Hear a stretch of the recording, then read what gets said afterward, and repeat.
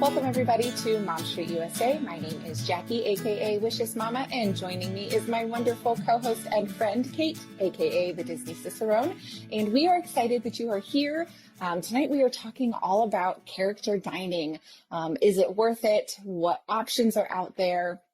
What does that whole process look like? So we're excited to share with you guys all the information that we were able to compile for this topic.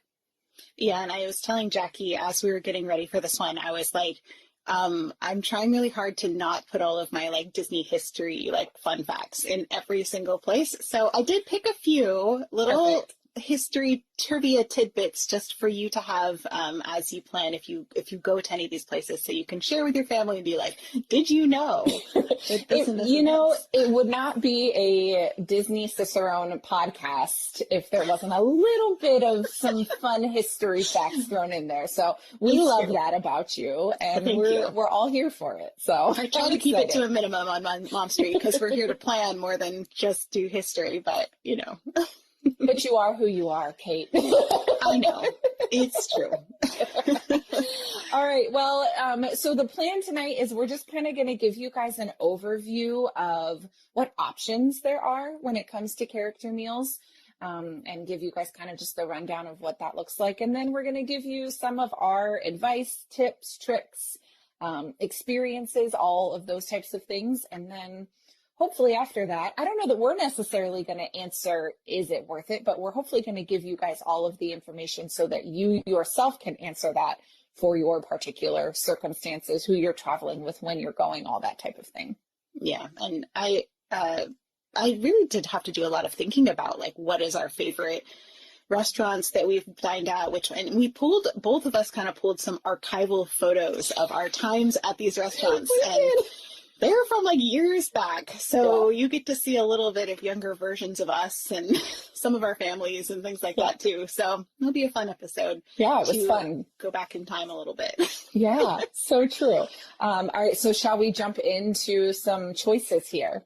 Yeah, let's do it. Okay. So we're going to start in Disney World just because that's what's first on our list. Why not? So Disney World has significantly more options than Disneyland that you guys will see whenever we get to the Disneyland list here in a little bit. And we've kind of got this divided up for options that you have in the park versus options that you have outside of the parks, because I feel like that's super helpful when it comes to planning, because there may be a day where you're like, yeah, this is our third day in Epcot, and we know that we're going to have time to do character meal, or no, we only have one day in each park with an off day that we know we want to do something outside of the parks. So that's kind of step one, I feel like, whenever you're looking for character dining options. Don't you think, Kate? Yes, no, for sure. And I think it also helps if you have maybe a day when you fly in, but you didn't buy tickets to the park that day, then you know that there's still some places you could eat at, or maybe it's the day you fly out. Maybe it's the day that you fly out where you are wanting to eat brunch somewhere or breakfast somewhere before you hop on a plane and go home or drive home, in whatever your case may be. In Jackie's case, it would be driving. But whatever it is, you might have that extra time. And so we want to make sure we give you options that are not just inside the park, but also out. And I think it's a great way to divide it up. So, so we'll do Disney World first, and then we'll hop over to Disneyland and do theirs as well. Perfect. So we're actually going to start in parks. So let's kind of hop in. We're going to start with, these are kind of in alphabetical order, I guess. So we're just kind of going to run down the list, and then you can go from there in your planning process. And I always say this first one wrong. Akershus, I believe, is how you... Akershus? Something like that's that. Right. Yes, Yeah. We're going with it. Akershus Royal Banquet Hall. And this is located inside of Epcot. For their character meals, they do offer all meals. So you will find as we go through this list that not every character dining option is available for every meal at these restaurants. But for this particular instance, it is available for all meals. You will hear us kind of talk about price points because that's just the way that Disney breaks it down on their website. So we kind of just pulled exactly what their breakdown was and kind of imported it into our notes here. So this meal option, depending on if you're doing breakfast or dinner, does change a little bit when it comes to price point. So for your breakfast option, you're looking anywhere between 35 to 60 per adult. And I know that's kind of a large range. That's just the way that Disney breaks it down. And the prices can fluctuate. So if you want like specific exact prices for all of these, they are all available online. If you just do a quick Google, you can find kind of historically what the prices have looked like. I didn't pull them because we were pulling a lot of other information, and it just, well, I think it's happen. Usually the range is like children to adults, right? So it's usually like 35 is like for kids, and then 60 is for adults. And if you're bulking and you're like 35 for my child to eat, like you're not alone. Like I have one of my kids that will eat literally like this much food, like a little round circle of food, and then like they're full. And so like the palm of their hand, and then they're good. You have to really like weigh, it's like the experience you're paying for more than the food, although a lot of the times the food is actually really good in most of these places, I would say. Yeah. So, but just keep that in mind, that if you're like, that's way too much money for my child's, that you're paying for the experience of them meeting the characters, this exclusive experience. So just keep that in mind. Absolutely. Absolutely. And then at this particular location, if you're doing dinner, it is above that $60 mark for each individual to dine here. So do keep that in mind. It is located in the Norway Pavilion in World Showcase of Epcot. And the characters you're going to get there are princesses. And now I have to admit, as I was looking up the information for this one, I was sitting with my husband and I like gasped out loud, and he was like, "What?" And I was like, I swore all along that Anna and Elsa were at this character meal. They are not. Makes sense, right? Right. It makes sense. I thought for sure it's in Norway, but then I was like, oh, right, they do have their meet and greet like right around the corner. So that makes sense that they're not at the dining, because they can't, Anna and Elsa can only be one place at once. So it is princesses, not Anna and Elsa, but it is Snow White, Cinderella, Belle, Aurora, Tiana, and Ariel. And they do, a lot of these locations, you'll hear that some of these, when you get these big long lists of characters, they do kind of rotate. So you're not guaranteed to meet every single one of those princesses when you go, but that is the list that they will pull from for who will be available to greet you during your dining experience. Yeah, it's always like, I always prep my kids going into these kinds of things. It's like, we're going to see princesses, like, but I don't necessarily say specific characters, because you don't want to get their hopes up in case something happens and those characters aren't there, and then you have a meltdown or a really disappointed kiddo. And so just, princesses is like a good term for it. Yep, and just let it be that, and then they'll be super excited whenever they actually see who they get to see. So food options that they have for the breakfast it's kind of your standard breakfast that we think. They've got pastries, fruit, a potato casserole, scrambled eggs, bacon, sausage, Norwegian waffles, which, might be something that you're interested in. I didn't have any Norwegian waffles when I was in Norway. That's just what it says. Well, they're in Norway, so they're Norwegian waffles, right? I did actually see Akershus, like, castle, like the thing that it's modeled after. We actually drove by it in Norway, which was really cool. I was like, hey, I know that place. I love that. And everyone around you is probably like, okay, sure. No, I was on a bus full of Disney people, so they're like, yeah, that's they got it. Yeah, that makes sense. That makes sense. And then their lunch and dinner options, they do have some more kind of what you would consider, I guess, Norwegian offerings for that. They've got their lefse, which is something that you can find in the bakeries, the bakery across the way in Norway. They've got, I'm not even going to pretend I can pronounce that, but it's Norwegian meatballs. Come on, this is what you do. Nope, I'm not. I don't know. This word has a big O in it that has like a slash through it, and I have no idea what that means or how you would pronounce that. So I'm not even going to try. No, that's what we did when we were in Norway. We're like, I don't know how to pronounce that. Nope. I don't know. I could try, but it would be really bad. So Norwegian meatballs, mashed potatoes and gravy, salmon, macaroni and cheese. They've got a Norwegian chicken and dumplings. They've also got corn dog nuggets, which just struck me as kind of funny that it's on the menu when you look at all the other options that they have. So definitely a big variety, but you have to kind of be able to like those things that are on that list and make it worth your money for that one. Yeah. And I do have a little fact for this one. by the way. This is one of my favorite stories about the Norway Pavilion in Epcot, and I'll keep this short, but was that there's, if you look at it, it has kind of like a pink hue to it, and some of the walls in that Norway area are actually very pink. When Katie Olsen, she was an Imagineer who did a lot of color work in Epcot. She was working under John Hench, who is like one of the color experts for Disney. And so she was working on the Norway Pavilion in Epcot, and she said, she showed him like a mock-up of it, and the walls were all kind of like this gray stone, which was very period appropriate for that time in Norway history. And he said, he was like, no, like you should make them pink because it'll like pop more. It'll be more appealing to people. It'll be more pleasing. Like he knew color psychology really well. And she was like, I can't even imagine like how it would look pink. Like why would it be pink? I can't even imagine that. And he's like, well, if you can't even imagine it, then you shouldn't be working on this project, is what he said to her. That's wow. Okay. Yeah. So that was John Hench in a nutshell. That's just how he was with people. Okay. So they made the walls pink there because of that, exchange and John Hench's input. And actually, it looks very pretty. Like you don't think of it. It is very pretty. Yeah, you don't think of it as like a pink castle necessarily, but it does have like a pink hue to it, and there's pink walls and stuff. So when you see the pink in Epcot, you can think of John Hench and Katie Olsen. There you go. I will also mention before we move on, because we're going to kind of just list these off for you guys. This is one location that does have plant-based options as well. So if you're someone who is completely plant-based in your dining, they do have a good size plant-based menu here. Not all of these locations do. So I tried my best to note when they did, just to kind of give you guys that. I will also mention all of these locations can fairly easily cater to different allergies or dietary requests. Plant-based is not one that every single place is going to have more than maybe one or two dishes. You can typically still find something plant-based everywhere, even if they don't advertise a plant-based menu.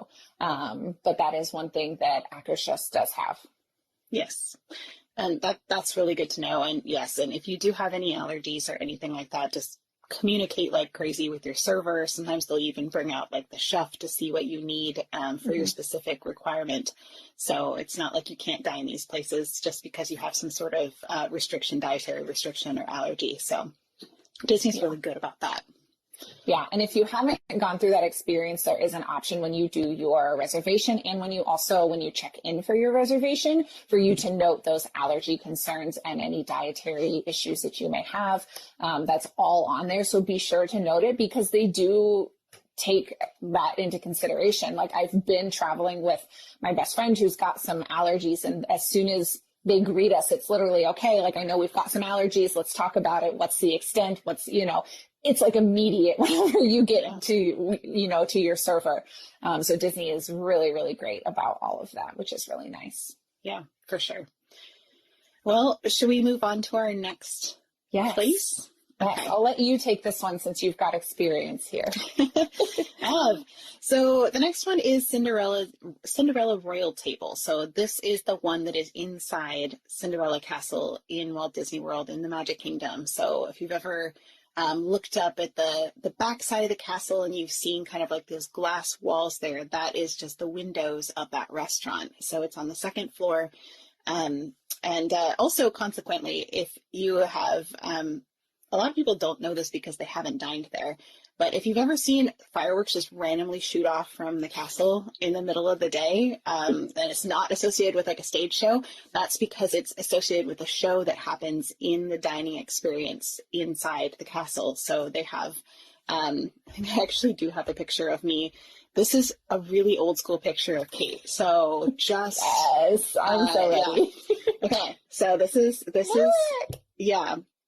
So you have this little, they give you a choice of plastic wand, and I want to say the boys had like a sword, I think is what they got for theirs. But they give you a little plastic wand, and then they do like bippity boppity boo. And like when you hold it in the air, there's like a whole part of the show. And then when you say boo, they shoot off the fireworks and like magic happens and stuff. So there's like a little show in the dining experience. And then you get to keep the little sword or the magic wand.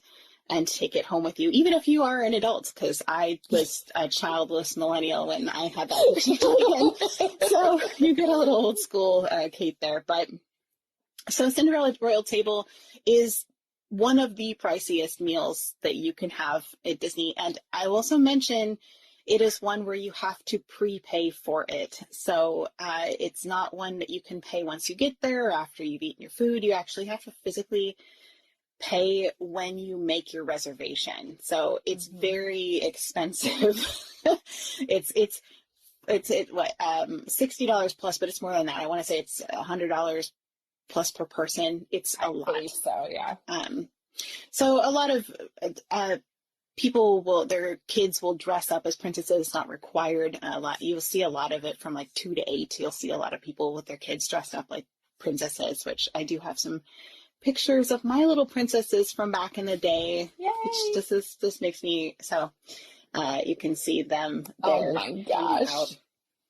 And what you're if you're listening, it's I had my 2 little girls and they dressed up like Cinderella, and one of them's wearing the pink dress and the other one's wearing kind of like her like more peasant dress. And I did make them these little tiny birds that like hook onto their wrists, and so they could have little birds on their wrists, which was like my favorite part about that.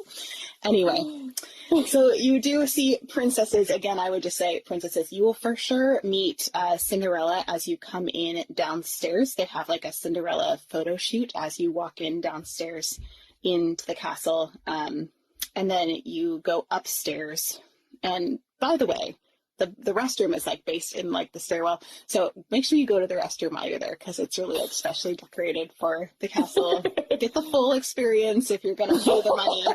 Friends, go see the restroom. And it's probably helpful to like hit it before you go up to everything. That way you're not going up and down the stairs 100 times with your kids. Yeah, it's timed though, so you have to be really careful, because like they move really quickly, and they're like they expect that you're not gonna linger. You're gonna like they have the show timed, the princesses coming out time. They do kind of like a royal announcement, and then a princess will show up, which is very similar to the way that they do character meals almost everywhere. Is they'll make an announcement for the character, and then they'll like enter the room, and then they'll start going table to table and see all the people. So you want to make sure you stay at your table, and they'll come to you. So the princesses they have here: Ariel, Cinderella, Aurora, Snow White, and Jasmine.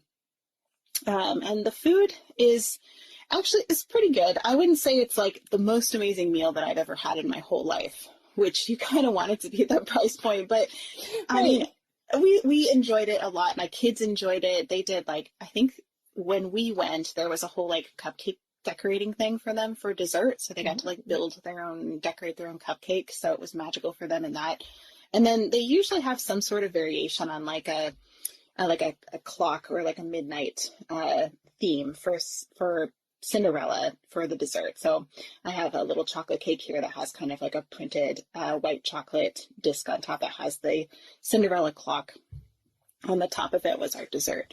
So we did enjoy the food. I would say it is not like as gourmet as you would think for that price point, because you're paying for the experience more than the food. But the kinds of food they have, so they've got for breakfast, they have a traditional breakfast with shrimp and grits, baked quiche, a beef tenderloin, and egg, royal avocado toast. Like I had dinner, so I was like, I've never had. I'm like, ooh, that looks good. Caramel apple stuffed French toast, some specialty cocktails. Delicious. Yeah, the French toast. It does. And then kids, there's an egg white frittata, a Mickey waffles, Mickey shaped waffle, and fruit and seed oatmeal, and some cold cereals. So that's breakfast, but I usually recommend lunch or dinner myself in general. And then for dinner, they have a spiced rubbed pork tenderloin, a grilled tenderloin of beef, a sustainable fish. That's pretty common in Disney property. Slow braised chicken, a Parisian gnocchi. And then also they've got cocktails and stuff there too, which will be an additional cost on top of what you already paid to get in. So just be aware of that. And then kids, they've got fish of the day, a beef tenderloin, and chicken nuggets and mac and cheese. So there's a good selection for kids there as well. So for my kind of fun fact for Cinderella Royal Table really has to do with like what is inside it. So I have a few pictures of it here because it's just gorgeous, gorgeous inside it. It's like everybody should be able to go in here at least once in their lifetime. And right. Like that's the only reason that I want to go is just to be inside the castle. Yeah, I'm actually really sad that most people don't get to go in here because not only is this reservation hard to get, but it's also extremely expensive. And so it makes me a little sad that like this is limited to only so many people can go here. Like I've been here only twice in my whole Disney career, and I've been to Disney a lot because I'm just like, I just can't justify that price. It's so expensive. Yeah. But something that's really fun is that if you look on the ceiling of Cinderella Royal Table, you'll see a whole bunch of flags. And so there's more than 40 coat of arms on display also around the side. So there's flags, but then if you look over the archways, there are these coat of arms, and those refer to somebody who has played a significant role in the heritage and history of the Walt Disney Company. So Roy Disney, Diane Disney, Miller, John Hench, Dick Nunis, Marty Sklar, Card Walker, like you name it, they're probably up there. So cool. Just a little Disney history if you're a fan to look for while you're there. So, yeah. And I will mention, because I don't remember if we mentioned it, that Cinderella Royal Table does offer all of the meals of the day. So they have breakfast, lunch, and dinner options if that's something you choose. I know Kate mentioned a little bit about how she prefers lunch and dinner over breakfast, or suggests that, I guess I should say, is what you said. So, I mean, it's your own preference, like my kids are not big breakfast eaters necessarily, unless you do it. If you did it closer to brunch time, then you can kind of call it your lunch, and that might save you some money if you did it as brunch. Yeah. But no, I think that's smart. If you can get one of their last kind of, you have to be careful, because if you go too late, you may end up with lunch instead of breakfast, if that's what you're trying to do. But you need to make sure that you time that appropriately. And that goes for a lot of these. Some of the buffets will switch out, table service, family style that we've got here, they'll switch out at a certain point. And those times are all noted on the Disney website. So if you're wondering, like, what time is the switchover, to make sure that you're in there, I would say at least a half hour before that switchover happens, to make sure that you've got access to that. And if you're really concerned about it, you could always call Disney or do like a chat on the app to be like, hey, this is our time. Are we going to get breakfast? Are we going to get lunch? Like, what are we going to get? The lunch and dinner menus at most places are identical. When it comes to that, there's very few. I think there's maybe only one on this list that has a few differences to it. So it's really that switch over between breakfast and lunch that you want to pay attention to. Yeah, for sure. 100%. All right. So we talked about Akershus and we've talked about Cinderella Royal Table. Are we ready to move on to probably one of your favorites, if I had to guess, knowing you? We're ready. We're staying in Magic Kingdom. We're hopping just a few steps away from the castle to Crystal Palace, which is my favorite in-park character breakfast. Because look at that. Oh, I love it so much. It's so much fun. And I have to tell you that photo was taken when I was also childless and at the parks. Oh, that's so funny. I think I have one of me too there. That's so funny. With my husband, and that was right after, that was like within the year after we got married. I love it. I have one of me and Elliot in our third wedding anniversary, also childless. And it was one that we were like, nope, we're going. My husband and I both love Pooh Bear, the characters, the stories, all of that. So we're like, nope, we're going. So Crystal Palace is a buffet option. So if you're someone that prefers the buffet choices over the kind of table service, Crystal Palace is a buffet. At Magic Kingdom, it is that $35 to $60 range for the buffet, which is pretty standard for your character dining buffets that you'll see. You obviously get 100 Acre Woods friends here.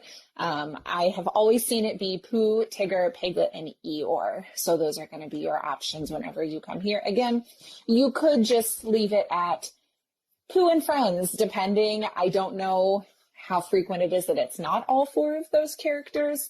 But super, super fun. And Kate is showing off some of the decor that they have. They've got these really cute, like faux topiaries inside that are all characters. And they've got just such a cute little setup in there. It's like a little celebration. They've got a little banner that hangs in there and all sorts of stuff. So yeah, you get 100 Acre Woods friends in there. This is a known kind of little tip. Yeah, look, welcome to our Friendship Day celebration. The little banner on the inside says, with celebration spelled a little curiously.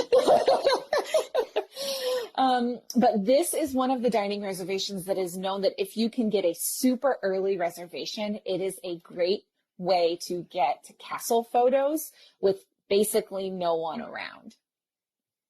So that is a little tip about this particular one, because even if you get something that's like the beginning of early entry, they typically have, and they have in the past, have those super early entry or super early reservation times. They give you even earlier entry because you've got to get down there and get checked in and all that type of stuff. So this is right at the end of Main Street, around the corner from where Casey's is. And Kate is showing you the little front entrance there. This is, like I said, my favorite in-park breakfast or character dining option, which should surprise no one who knows me because I love Pooh Bear. Like a lot. Yes, a lot. So for their breakfast buffet options, they've got pretty much, again, standard breakfast options. There's fruit, there's bacon, there's eggs, there's pancakes and waffles, cereal, biscuits and gravies, pastries. They do also have beer, cider, wine, and cocktails in the morning as well, which is just an interesting, I was just kind of noting that as I went because I was curious, but it's like the majority of these options do have at least some sort of an alcoholic option, if that's so interesting to you. If you so choose to partake in that in the mornings with your breakfast or brunch option. The food for their lunch and dinner, they have ravioli, fried chicken, mashed potatoes, gravy, vegetables, prime rib, shrimp creole. They've got all sorts of different stuff. So it's pretty standard, but they do have a fairly decent variety. Previously, I know that the food quality, I think here has kind of gone up and down a little bit. I think we're back on the upward motion. Oh, look how cute your kids are with piglet. I love that. We have so much fun there. I love that restaurant. Yeah. And they previously, I think they've brought it back again. It's so hard to know sometimes post-pandemic kind of what's come back, but they used to do a little parade with the kids on the inside of the restaurant. And I do believe it has come back again. But they do like a little celebration Friendship Day parade with the kids on the inside, which is just so cute. It is. I do have a little picture of some of the food. I think this was pre the world changing, but a lot of it's very similar. Like they have a little like cup of the dirt, like the chocolate pudding with the little gummy worm on top, and they've got just a little selection of various treats that you can have. So it's a fun little buffet. Yeah. And if you're lucky and you get kind of a window seat, it's fun to be able to sit out and watch like people walking up and down Main Street or, people walking by as you eat. That's always fun because where we ended up sitting was in one of those rooms that was like looking right at the castle, right along the window. So I was like, this is perfect. Tracy says it was back when we went in December. So, okay, perfect. Thank you, Tracy. And Tracy also said she saw Rabbit with the other 4 in December. Oh, so well, that's exciting. So Rabbit may make some special appearances. I feel like we saw Rabbit too in the past. So, I have to show this picture because this is like my absolute favorite picture of my dad and him with Winnie the Pooh. And he was just absolutely thrilled to be there. And that just makes my heart happy. Yeah. So. Yes, I love that. I love the Pooh Bear characters are just so whimsical and nostalgic. And every time I see Tigger, I am just astounded at how bright orange he is. Every time I see him, it surprises me. I'm like, I forgot how bright orange he was, even though I say that every single time that I see him. He's just like the best fluorescent orange color that exists. And it's just so much fun. That's so funny. that picture that I showed you guys of me and Elliot with Eeyore, way back for our third wedding anniversary, which was 14 years ago, that Eeyore was actually one of the weirdest character interactions I've ever had, because that Eeyore kept wanting to hug me like over and over again, to the point where I was like, I'm done hugging now. I'm gonna hug my husband instead. I was just like, I don't know what's going on here. Yours just needs a lot of extra love tonight, but I'm like, I'm gonna not hug you anymore. I'm gonna be done now. I'm like, I'm gonna sit down and eat, or at least pretend to eat, so that you move on. And it was very strange. That's never happened to me then, since, or before. It was just very strange. They were nice, but it was just like Peter Pan. It's true. Peter Pan likes to stalk me when I'm in Disney World. Apparently I'm a favorite of Peter Pan's, which is so interesting. And maybe that Eeyore just thought you were pretty and just wanted some extra hugs. It was such a strange thing. So every time I see that picture, I'm like, oh yeah, that's that. That happened. It sure did. So I also say that I have this really wonderful little picture of my daughter, who's much older now, but she was getting something. We told them it was her birthday, because we were celebrating her birthday, and she got a little birthday cupcake, and she was so thrilled to get it. It like made her day. And you can also see the little bird that's on her wrist that and the bird has a little like the little blue bird with the little with the little handkerchief on. Cinderella. I should make those for Etsy or something. But anyway. In all your spare time. In all my spare time. I know. So much of it. So I do have a little fun fact, too, about Crystal Palace, is that in the mid-19th century, there was a specimen, I can say that word, a specimen of Kew's Victoria water lily. So this is like a giant water lily that was named after Queen Victoria, and it was sent to an architect named Joseph Paxton. So I gotta show you a picture of this to give you a little bit of context. So these are huge, like 5 foot, 6 foot across water lilies. Oh my And so on the bottom side, like people stand on these. There's pictures of them like standing on top of them, because that's how large they are. And you can see the underside is kind of like this channels of veins on this leaf that look like they have little compartments, or like little squares. And so this is actually what inspired architect Joseph Paxton. The structure of the water lily's leaf inspired his design for Crystal Palace, which then housed the Great Exhibition in 1851 in London. So if you look at the top, here's a picture of what the Great Exhibition looked like, not expedition. It's a whole other thing. This was actually like a temporary building they built, and then they disassembled it and moved it afterwards. So it was this huge, giant glass greenhouse, and that is where they get the design that is for the Crystal Palace that is in Disney. So if you look at the roof on top of the Crystal Palace, you'll see that it has also those kind of structure, just like those water lilies. So the roof of the Crystal Palace is designed after a water lily, which is named after Queen Victoria. So. And I always thought it looked like a greenhouse, which is like not that far off, because of just the way that it's like such a grid pattern. Well, it was a greenhouse. Those little compartments, Yeah, it was a giant greenhouse that they built for the exhibition. So you're absolutely right in that it looks like a greenhouse. They had a lot of problems with ventilation because it was really hot because of the giant greenhouse, but anyway. That's kind of, anyway. And for those of you who are listening to our podcast, maybe audio only or later on, we are trying our best to get in the habit of also posting some of these kind of photos that we're showing during our show on our Instagram page. So if you're listening to this on the audio version and you're like, I want to see what in the world they're talking about, check out our Instagram page, and hopefully we'll be on top of it and post some of these photos for you guys to be able to see, to reference, and know what in the world it is that we're showing. Yes, so that it's just a really fun connection there that not a lot of people know.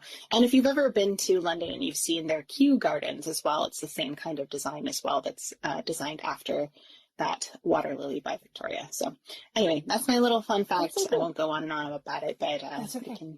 Did we talk about the food already for this one? I spaced. We did. Okay. We did. I was like busy looking at pictures, so I wasn't even noticing. Okay. Yes, we did. We talked about it. Check it off the list. You do like our box checking here at We Mom do, Street, we do. Oh my goodness. All right. So crazy. I know. That's what we're here for a little bit. That's part of our role here is to drive our good friend Kirk at Walrus Carp crazy. It's all good. We're going to take a quick break, but don't worry, Mom Street will be right back with some more tips to help you and your family have a more magical Disney vacation. Hey guys, Dislife Mark here, reminding you to book your next magical vacation with Chip & Co's preferred travel partner. Let our good friend Sarah at Destination to Travel help you plan your next Disney vacation. Sarah specializes in planning dream vacations for your family. She's an authorized Disney vacation planner, and she can help with every step of your magical vacation. The best thing is that her services are 100% free. Want to travel beyond Disney? Sarah has you covered there too. Want to find out more? Fill out a trip request form over at the website at Chip & Co. or email her directly at sarahsolberg@d2travel.com. Start planning that dream vacation today. Email her at sarahsolberg@d2travel.com.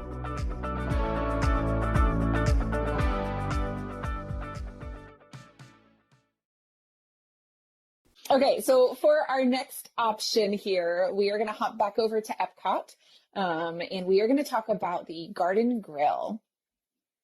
This location is inside of the Land Pavilion. So think about where you might ride Soarin' or Living with the Land. It is right inside there. It is available as a dining option with characters for all meals, and it is family style dining. So we've talked a little bit about table service. We've talked about buffets. This one is a family style dining experience. It is that $35 to $60 range. And the character friends that you will find there are Mickey, Pluto, and Chip and Dale. And I feel like Chip and Dale are the main attraction here because I feel like everyone goes to this one to see Chip and Dale just because they're all dressed up in their little farm type regalia, which is super fun to see. And they do have, I did say it's inside the Land Pavilion. So for their breakfast options, they've got, again, it's very standard breakfast. A lot of these places are going to have very similar options, maybe little tiny variations, but very similar options. They've got a cinnamon breakfast loaf, scrambled eggs, bacon, Mickey waffles, which is pretty much a staple at the majority of these breakfast places.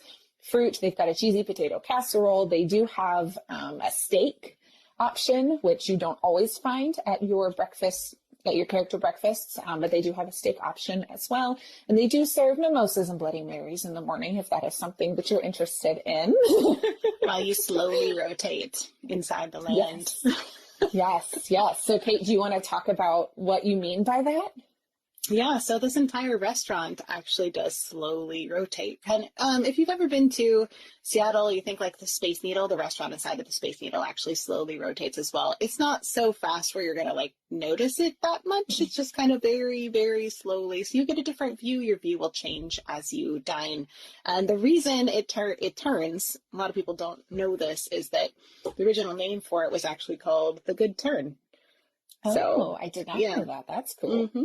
Yeah, so the idea of the fact that they used all of the fruits and vegetables and things they were growing inside the attraction and they used them in the restaurant, and it's like that's the good turn, as in, you know, like we're being using resources well, right? So that was the original name of the restaurant. It was a good turn. And so but of course it's changed now to Garden Grill. But that's why it rotates. So that's so fun. Yeah. So that is something unique about this particular experience. And then for their lunch and dinner options, they've got salad, which, you know, makes sense if you know Living with the Land and you're thinking about the different options that they grow there. They're literally right next to it. A grilled beef with chimichurri. They've got barbecue roasted chicken, mashed potatoes, mac and cheese, veggies, all that type of stuff. They do have a berry shortcake, which sounded really good. And they do have beer and wine options for their lunch and dinner. And this is a location that has plant-based options as well. Not surprised, considering that it's like a very plant-oriented restaurant. I would be concerned almost if they didn't have plant-based options here, knowing that they are literally sharing walls with Living with the Land. Things that they're growing and all of that. For sure. And I love the fact that you can kind of have like the Mickey lettuce that you see on Living with the Land. Like you can kind of have that in a salad. That sounds really fun. So yeah, I agree. The next place on our list is Hollywood and Vine. So this one is in Hollywood Studios. This has all buffet meals, and it has a slightly lower price point than some of the really expensive ones we've been talking about. It's got the $3 signs next to it. So I'm like, that's what I'm seeing, right? Still pretty spendy because that's just Disney. But it serves, and that's just character meals in general too. Like, the character meals are always going to be 35 plus at minimum. Yeah, it's just, you're paying for the experience, paying to not have to wait in line to see all these characters, and they'll actually spend a little extra time with you as well. So just keep that in mind. So their breakfast is actually a Disney Junior breakfast. So if you've got littles that love Disney Junior, they've got Vampirina, Doc McStuffins, and Fancy Nancy. I feel like those are a little bit older characters, like that they were from a while ago. It's still the same characters that they're using in the like dance party at Hollywood Studios, right, which I really desperately want them to update. Yeah. Because I just feel like it needs it, because the kids that are prime Disney Junior age right now, those shows are in syndication. Like they don't have new episodes out. So like, right, they really do need an update. But I was literally thinking about this as I was taking notes for this, is Disney Junior right now, they honestly have been pulling from a lot of other networks that they've got partnerships with. So they're pulling things like Bluey, which is not their own, show, and other, I know, no, don't get me wrong. I adore that show, but it's not their own IP. So it's not like they can just pull Bluey and put Bluey in the parks without more contractual agreements and things like that. So they don't have as much original, because like some of the other shows that they have right now, they have a Spider-Man show. right. They don't have the rights to Spider-Man to be able to put that in the park. So it's like they kind of, unfortunately, maybe unintentionally, put themselves in a corner with that particular thing, because they just don't have access to a lot of these characters that are super popular on Disney Junior right now. I feel like they should just mix in some of the regular characters, with it more for that breakfast. Put Minnie in some kind of Hollywood outfit and call it a day. And honestly, put Mickey and Minnie there, because I mean, Mickey is a staple on Disney Junior, whether it's Mickey Mouse Clubhouse or what is it, Mickey Mixed Up Mickey or Mickey Funhouse, or all those new spin-off rebrand that they're doing, and now they're going back to Mickey Mouse Clubhouse anyway. But that's what they need to do. And I tell you what, Duffy is supposed to be in this new relaunch of Mickey Mouse Clubhouse. If they put Duffy in the Disney Junior breakfast, I am going every day. Even if I go by myself and my family doesn't go with me, I am going every day to see Duffy, because I think that would be a smart move, to just add him and Mickey together, and they can just go around and meet everyone. Because you need like a sign, I desperately want justice for Duffy. Bring Duffy back. Oh, please. We want Duffy. Just to carry it around with you in the park. Put it on your stroller so everybody can know how much you miss Duffy. I know. Anyway, I digress. But yes, I do think they need an update in Hollywood and Vine for breakfast, and also in the Disney Junior dance party show that they have at Hollywood Studios. I agree. Because those characters were popular when my kids were little, and my kids don't really watch those anime, which is so sad. Right. And they my oldest, who is now 7, was like the tail end of some of those characters. Vampirina is a little bit newer than the other two. But we watched that for a little while, but even still, he doesn't watch those anymore either. So, and my daughter really missed a lot of that, and she's 5. So that's prime Disney Junior, you know what I mean? So they need some more friends. Yeah. Well, hopefully they'll add them. But let's say for lunch and dinner, they do have Mickey, Minnie, Donald, Daisy, Goofy. They got the Fab Five going on, so at least they do have them for that. And they do have some really fun outfits for this too. I was kind of looking it up, because they've got kind of more the vintage retro 1950s kind of feel to it, which makes sense for Hollywood and Vine. So, so for breakfast, they've got pastries, waffles, bananas, Foster's French toast, which sounds really good. Breakfast potatoes, bacon and sausage, kind of your typical things. They also have a seasonal bread pudding. and a plant-based frittata with tomato jam. So that sounds great for those who want plant-based food. And also salmon and bagel casserole, which sounds interesting. Sounds like something out of the 1950s. Cinnamon buns, chicken and waffles, and yogurt parfait. So they've got lots of really great options for breakfast. And then, I feel like their buffet options for breakfast is more extensive than some of the other locations. When you look at kind of the menu and the layout, they have a lot more to offer. Yeah, for sure. So for then lunch and dinner, they've got some shaved fennel, kale, and seasonal fruit salad, beet salad. I don't think those all go together. I think I just listed them all together. I was like, wait, I don't want fennel with my fruit salad. Artichoke salad that's plant-based, peel and eat shrimp, sour cream and chive with potato. That sounds good. Caramelized, I'm getting really hungry. Caramelized Brussels sprouts, seared salmon with beurre blanc, oven roasted turkey breast and herbed chicken, roasted mushroom farro risotto that's plant-based, crispy tofu with Asian glaze, another plant-based one, roasted pork with spicy mustard, and mac and cheese with shrimp and bacon. Like, oh, I'm there for that. And Right? That sounds good. Olive oil, herb, crushed potatoes, which actually, if they're similar to the ones that are at Topolino's, those are out of this world. Really good. And then a roasted beef strip loin with horseradish cream.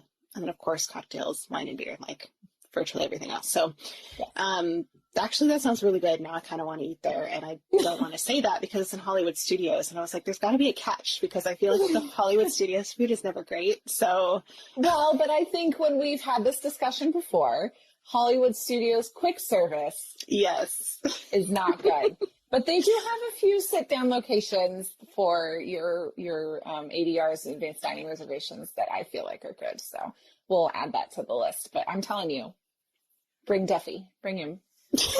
Come on, Jackie will be there. I know he's in your arsenal of characters. He still meets over in the in Shanghai and all those parks over there, so he can get on a plane. If they do that, if they bring things over from those parks over, like in Tokyo, like they have the little like bao buns, like they have little characters like look like the aliens and whatnot. I want those too. Like, can we? If we're bringing things over from the east, like definitely can just bring a suitcase full of them over to you. Yes, there you go. Everybody's happy. By everybody, you mean Kate and Jackie? Yes, clearly. All that matters. we're clearly the center of the universe.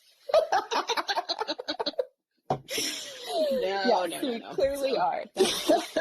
Not true at all. Not true at all. But yeah, clearly Hollywood and Vine has a really great buffet. Like, they just have a lot of options. It's a lot more extensive. I mean, you listed off everything that they've got, and that list was at least twice as long for all of the meals than the previous buffets that we've talked about, and some of the buffets we're going to talk about. So definitely a good option if you're looking for a character meal inside Hollywood Studios. Yes, for sure. So let's keep this moving. Do you want to talk a little bit about Tusker House at Animal Kingdom?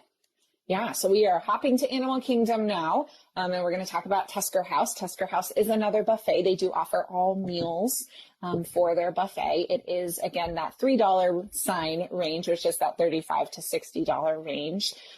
Characters here are Mickey, Donald, Goofy, and Daisy, which I thought was interesting because Minnie isn't on this list from what I found. So I thought that was interesting. But they all are in their little like safari gear. And I think it's because this particular character breakfast focuses on Donald. So I think that's why Daisy is included rather than Minnie, because it's like Donald and Daisy, and then Mickey and Goofy are just like supporting characters in this particular instance. Yeah, which is super fun.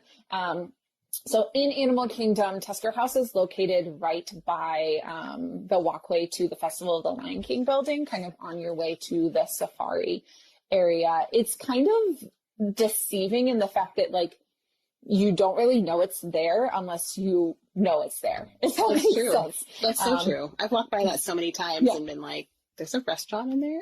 Yeah. Like, I literally the first couple of times walked by and didn't even think anything of it. And then the more that I did, like, research about different things, I was like, there's a whole character meal there. Like, wait a minute, hold on. And this is one that is high on my list of places I want to try, but I need to just wait until my kiddos are a little bit older, because some of the options that they have that I feel like I would want them to try, we're not quite there yet, because they do have some unique flavors in some of their stuff, particularly in their lunch and dinner options. But let's talk about breakfast. In their breakfast options, they kind of do it based on like categories when you look at the menu for this particular one.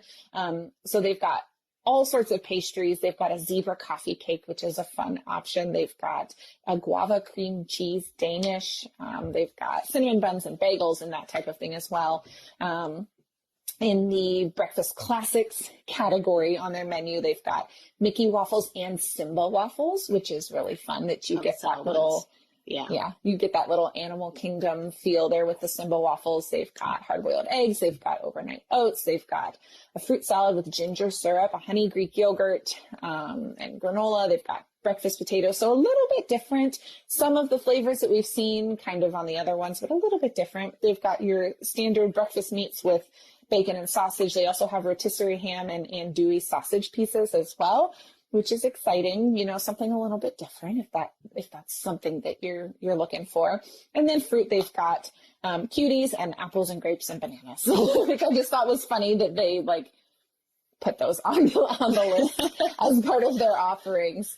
And then they do have cocktails as well for breakfast. And then their lunch and dinner, like I said, they do have some interesting flavors that they pull from here for their lunch and dinner. So their house specialties, there we go, are spit roasted tandoori chicken.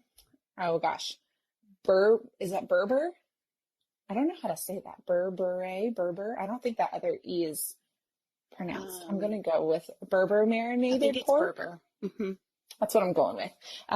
See, look, I try to not read the hard words and I still end up with them anyway. You always end up with them. They've got green curry shrimp. They've got chicken curry, za'atar braised beef, chermula, if I can read. I just have all the hard ones. I read that way too fast. That one's not that bad. I just read that. Listen, Kate, listen. They've got chermula salmon fillets, and then they've got vegetarian options with a plant-based rice and plant-based sausage, roasted vegetables. Rice. Yeah, that sounds good. Mashed potatoes. They've got... It says feisty green beans, which I think is hysterical. Feisty green beans. Eat your feisty green beans. And they've got cauliflower bunny chow on the menu, which is just interesting descriptions for those. And then kids meal, they've got corn dog nuggets, mac and cheese, chicken legs, green beans, mashed potatoes, those types of things. And then again, your adults can choose from beer, cocktails, wines, and ciders that they have there as well. So just some different options if you're looking for a little bit more flavor maybe added to your lunch and dinner buffet options. That's what they've got. I did find a picture of the Simba waffles. Looks like it's mixed with the Mickey waffle as well. So okay, they all come together. Yeah, so it's just like a little round waffle with Simba's head in the middle. Cute. Yeah, they have them at Animal Kingdom Lodge too. If you have the Boma breakfast, they also have them there. So, all right. Well, it definitely is like a menu it is more unique. It's kind of like that Boma breakfast where it's like there's some adventurous things there, but there's also enough things that you can have some, more American taste palette, I guess, flavors as well. So. I did get a question that I want to answer really quick before we hop to our next one. Someone was asking about the gluten-free menus. I feel confident in answering this because I have had experience with friends who have ordered from the gluten-free menu. The majority of the time, it's very, very good. I will warn that the gluten-free waffles can be very hit or miss.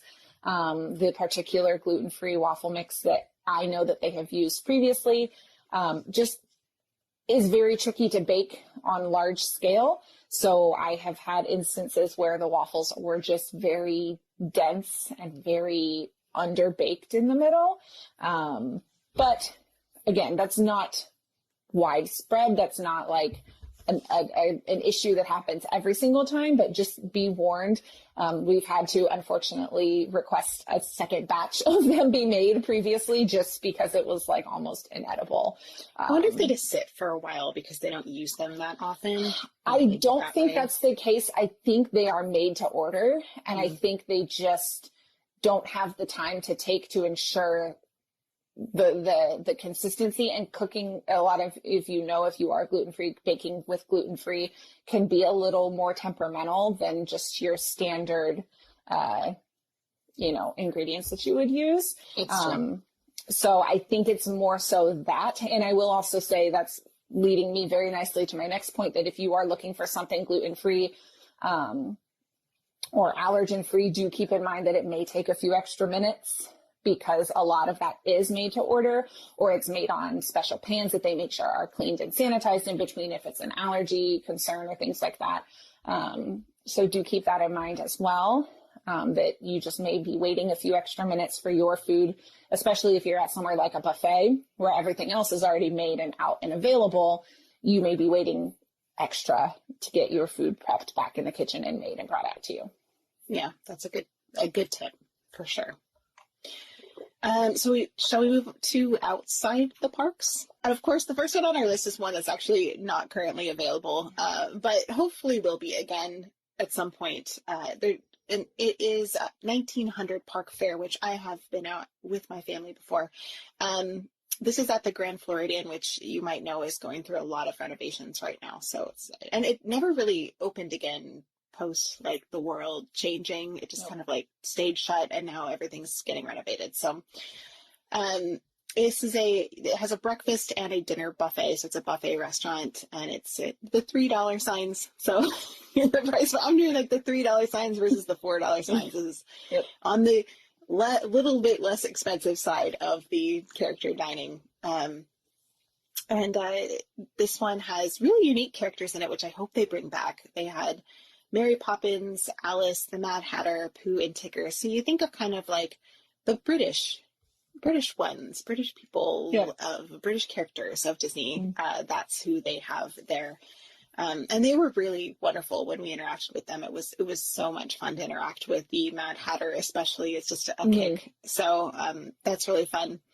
I will say that if you have been to 1900 Park Fair, you might have seen this organ. There's this little pretty pastel organ that's about 15 feet up on the wall.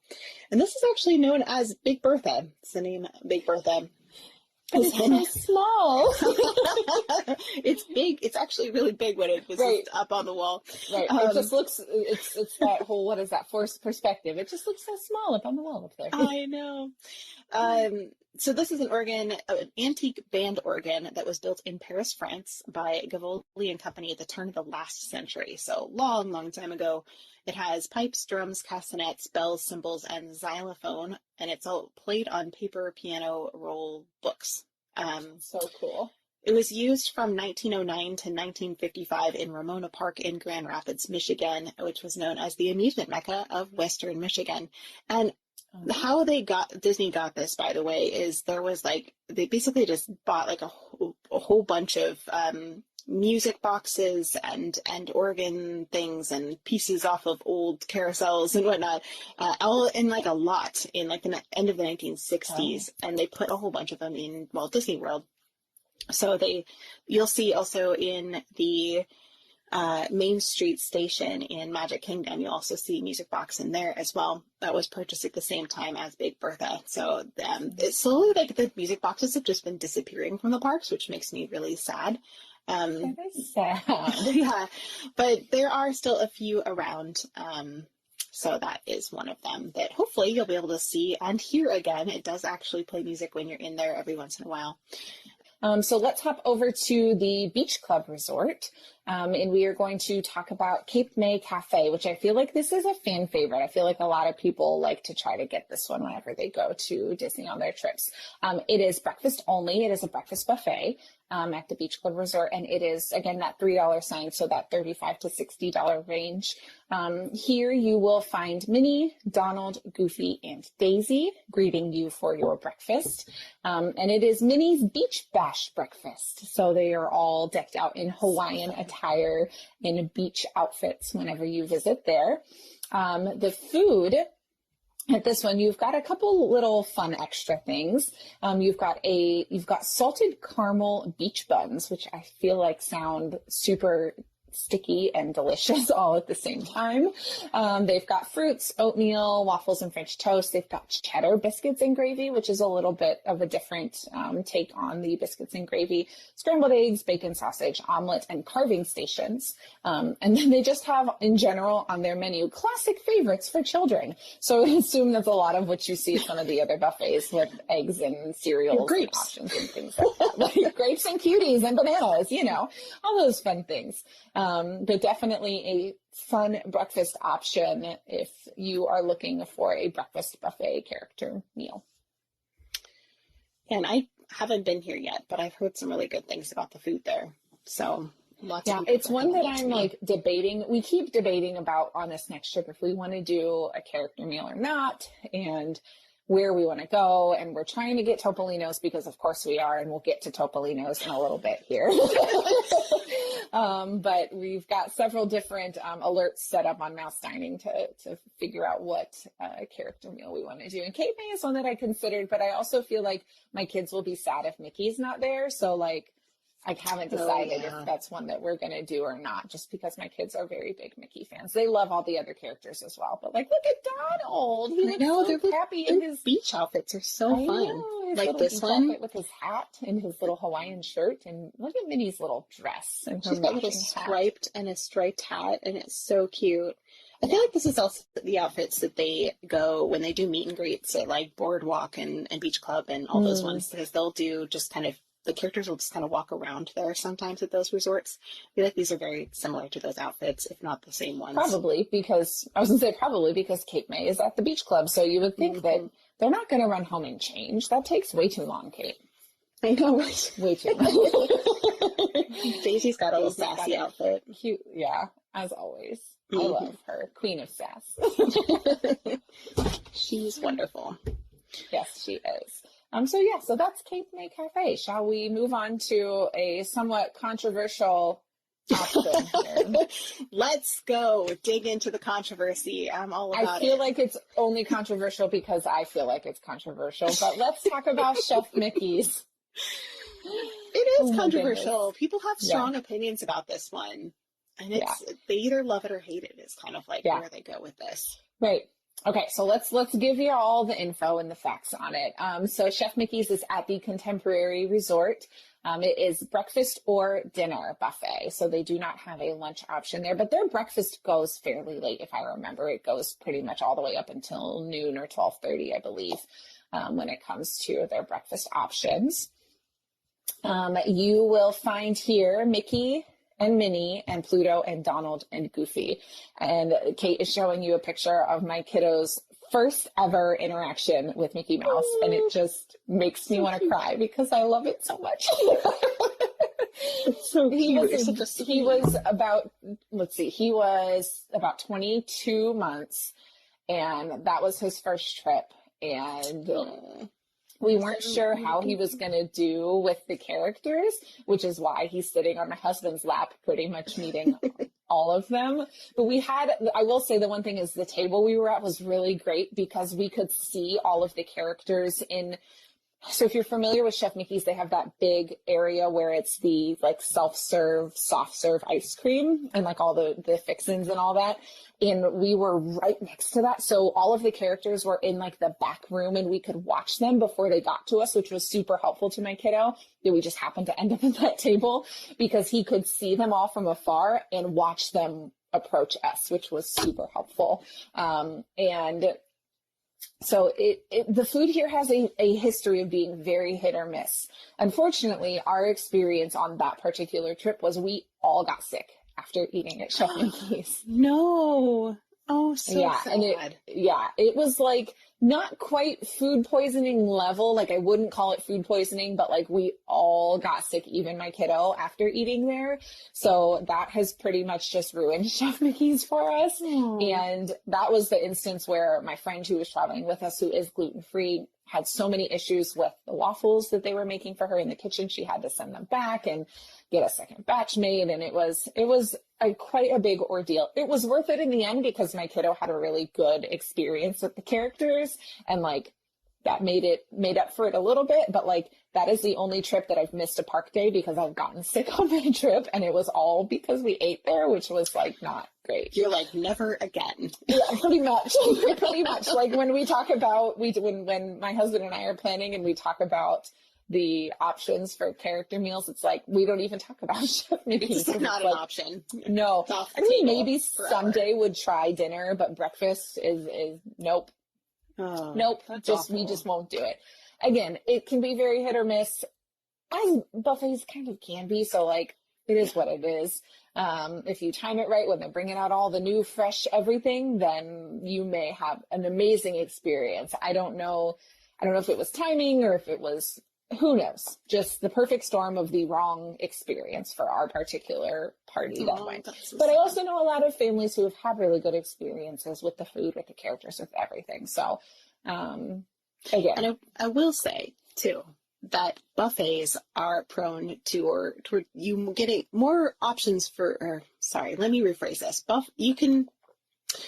It is easier for you to get sick at a buffet because you are touching all the same utensils that everybody else touches, and then everybody goes and eats. So like that's how I got really sick on my Disney cruise, was from a buffet, from touching handles of things that other people had touched. And they do sanitize your hands. Now they even make you wash your hands as you go in. But people sit down and eat, and then they go back and get seconds. And so that is my biggest advice for staying healthy. If you're eating at a buffet, sanitize your hands like crazy every time you come back from that, before you touch any of your food or utensils or anything you're going to put in your mouth. Just sanitize everything. Because you don't want to miss your Disney trip because you got sick from the buffet. Like Yes. Jackie.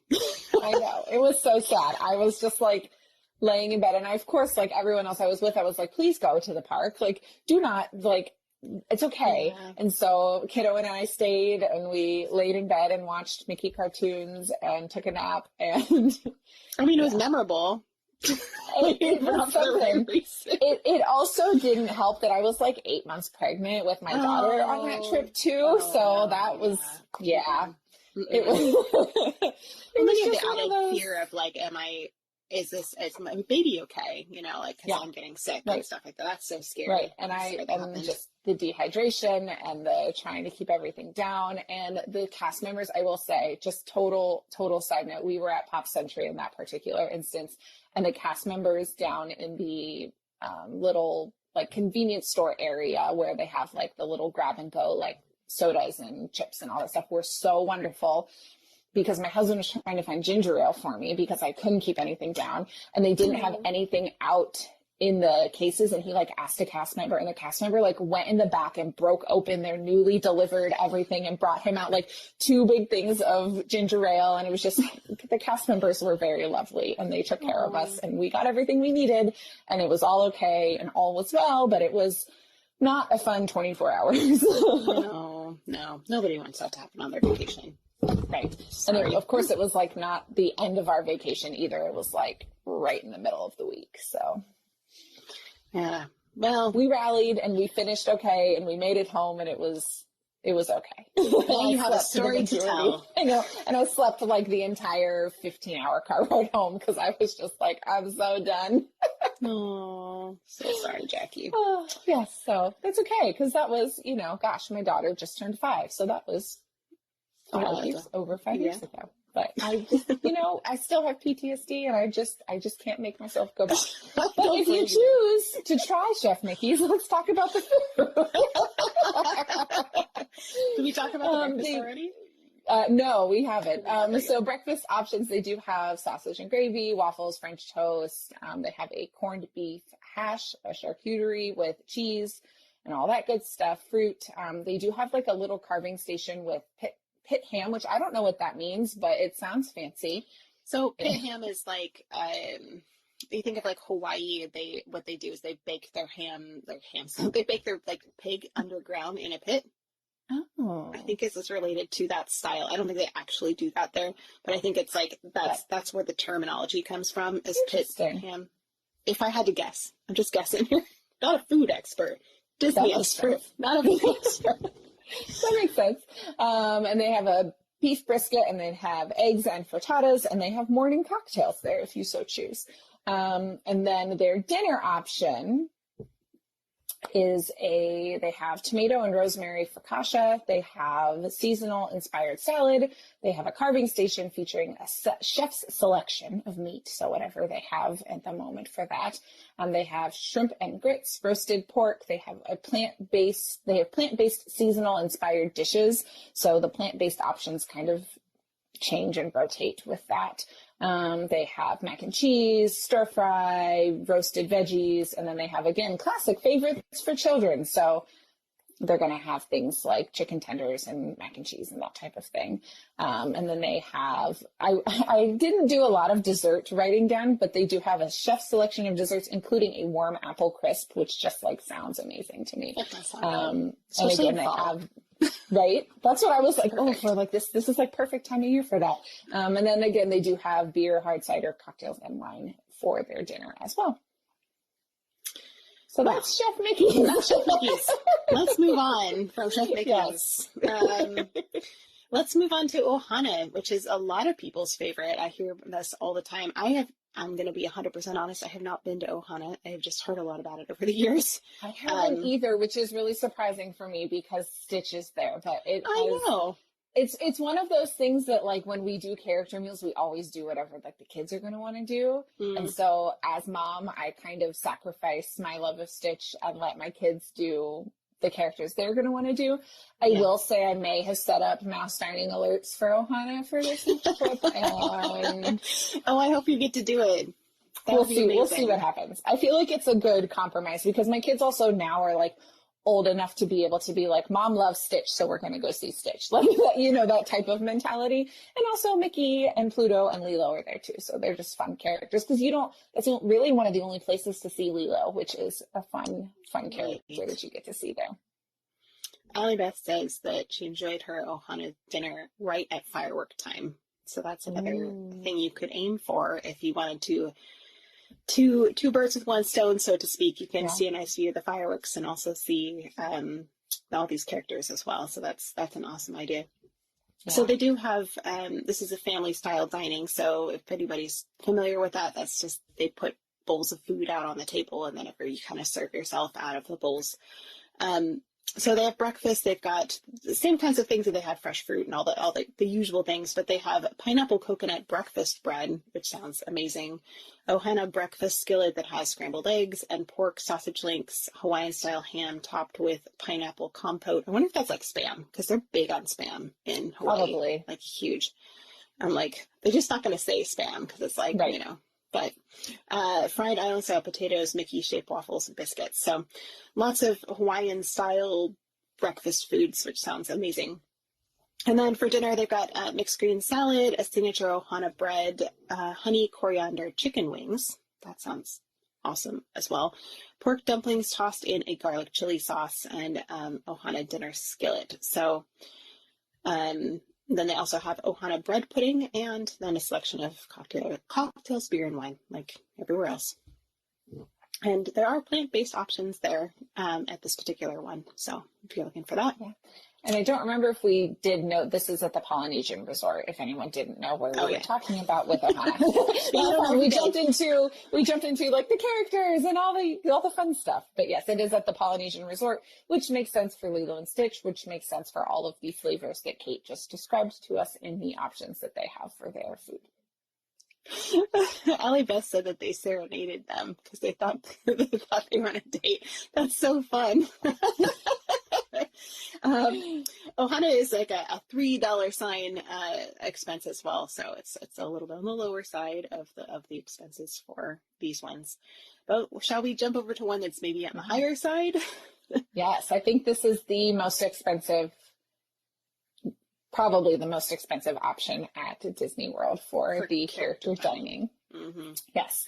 So that would be the storybook dining at Artist's Point. Wait, do you think it's more than Cinderella's Royal Table? I don't know. You'd have to look it up. Yeah. They're both really expensive. Do the price compare. Save up for these ones, friends. Yes, yes. This is a dinner-only option that they have at the Wilderness Lodge Resort. And the characters that you're going to see here are Snow White, the Evil Queen, which is a super fun one to see during a character. I think that's the only villain that I know of that does a character meal interaction. Yeah. And then you get Grumpy and Dopey with them as well. So you get some dwarves and Snow White and the Evil Queen. So 2 of the 7. More for the other 5. No, the other 5 only come out during Mickey's Not So Scary Halloween Party. That's their contract, Kate. They're too busy working in the mines. They got work to do. In the mines. All right. Okay. So the food they've got they've got cottage beef stroganoff, royal prime rib roast, a stroll through nature. What is that? I don't know, but their names of all of their stuff is all completely themed, and I was like, I don't know what some of this is. It's like Magic Mirror slow braised pork shank. Like we can guess that. I was like, a stroll through nature must be some sort of maybe salad or salad. Yeah. Brothers Grimm herb chicken, bashful sustainable fish, sorcerer's spell of trickin' chicken. Then beer, cocktails, and wine. It's like chicken. That's what the menu says. Oh gosh, no, that sounds. I've wanted to eat here for a long time because the theming is pretty fantastic here. Besides the characters, do you want to go over the kids' food? I'll see if I can find a picture of it. Yeah, so they do have a kids-specific menu as well. They have a grilled chicken option, a grilled fish of the day option, and a prime rib roast. So you've definitely got to pay attention to the kids' menu here, because like I know for my kids in particular, they're not going to want what's on the menu here. They're not fans of grilled chicken, they're not fans of fish, and they're not fans of rib roast. So this is one of those options that like I would love to go to, but just not feasible for my family, especially for the price point. Because like we mentioned, it is that $4 sign, which means $60 or more per person. So your kids are going to be sitting at minimum around that $60 option. So keep that in mind. Yeah, and the inside of the restaurant is beautiful because it looks like there's these big trees that you're dining in a forest. Mm-hmm. So that is the setting. And I believe that the trees also light up from what I've seen. I think you are correct. They have like little twinkle lights kind of up in the...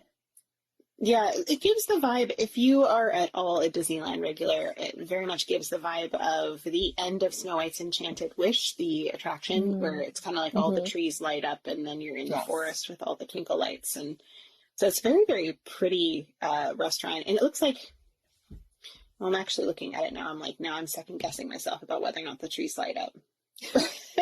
There's definitely lights involved in this because I'm looking at it and there's like some like lantern type lights. I know for sure they have, which from what you just showed. Yeah, this one is like, I think this is a Christmas one. Okay. But I feel like I've seen the trees light up in there. So maybe I'm just making up things. In any case, there is a forest, and there are trees, and there are branches. And there are lights. And there are lights. There's a combination of all of them. But I've tried to get in here several times, and I've never been able to get in. So someday I'm going to eat at Artist Point. So that also brings it up the whole point of how do you get these reservations, which we have a few more restaurants to go here, but just take a mini break from the restaurants to mention. Yes. We've gone over this before, some of our best tips for getting these signing reservations, but the easiest way to do it is to make sure that you are early to the game. So as soon as it opens up, and it's 60 days now, it used to be 90, used to be crazy, but 60 days in advance to the minute, to the second that your window opens, which I believe it's 3 a.m. Pacific time, but 6 a.m. Eastern time.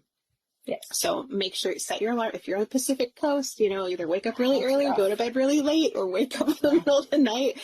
It's always fun to do those days. And I also recommend trying to book your hardest dining reservation the latest you can in your trip, because there'll be less people that have had that date open to them. So that is my biggest tip. If you can't get your dining reservations or something's still blocked out and you weren't able to get it, what Jackie mentioned earlier, there's Mouse Dining. There's also a really great dining reservation finder that I have in my link as well, that will text you. And there's some options out there for getting texts or emails, notifications. Just make sure when you get those, you immediately act on it. Don't be like, oh, there's a table and after work I'll get to it. Like, just drop everything and get your dining reservation. It'll take you 2 seconds. Yeah. So. I set them up for Topolino's because that morning I worked backwards. Like, I went to our last date that we were leaving and checking out and worked my way backwards to try to get it. Still couldn't get Topolino's because it's just that hard to get.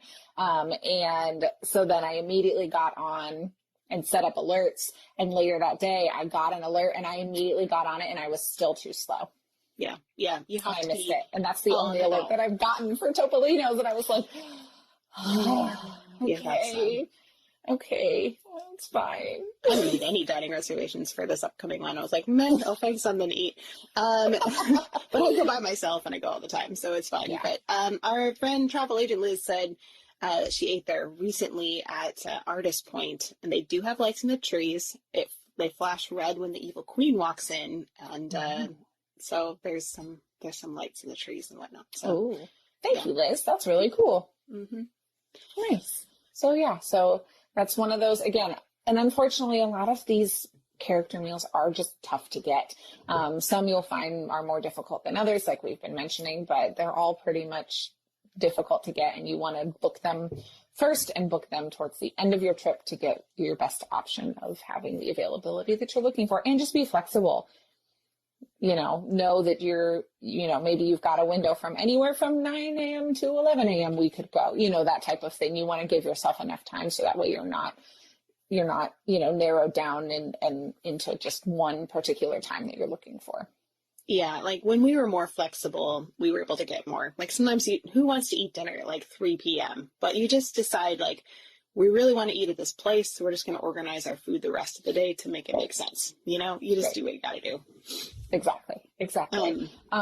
Shall we move on to our fave?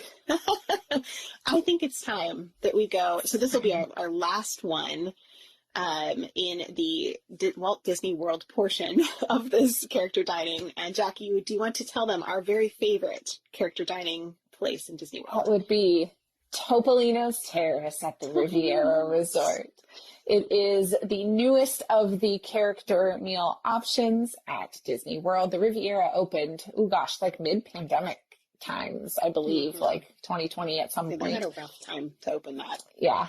It is so much fun. It is. And it's beautiful. So it is at the Riviera Resort. And if you're familiar with the Riviera, it's kind of the main area is set up in like a U shape sort of.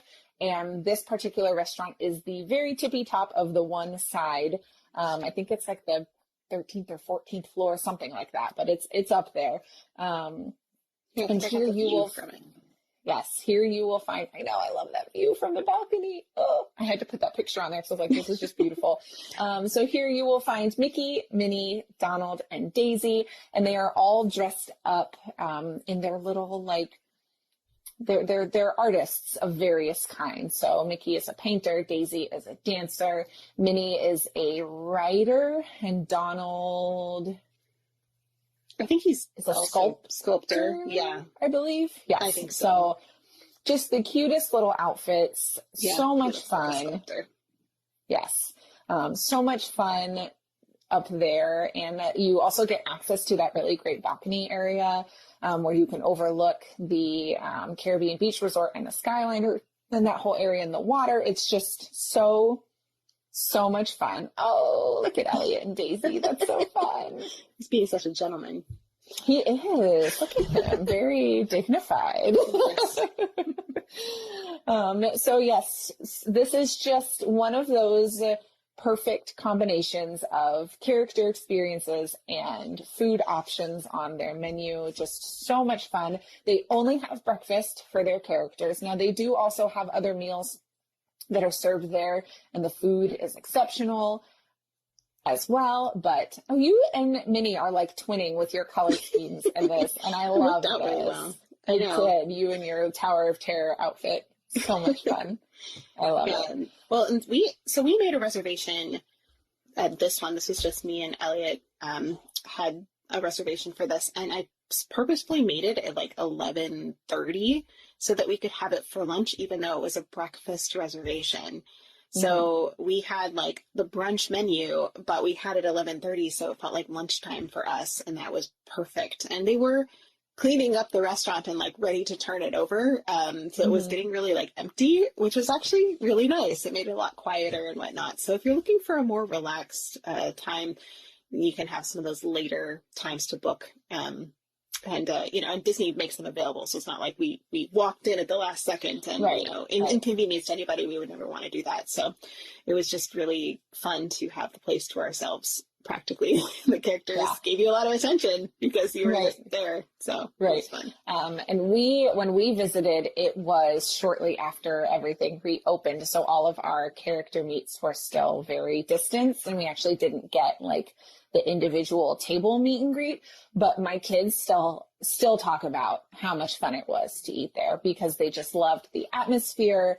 And they do, again, like Kate mentioned, all of these places will do like little announcements or little songs or a lot of them do little parades, different things like that. So my kids just still remember that experience, and we still got to see all the characters, and they got waves, and got, to see them all walk around and that type of thing. So Disney did a really good job with that during that moment.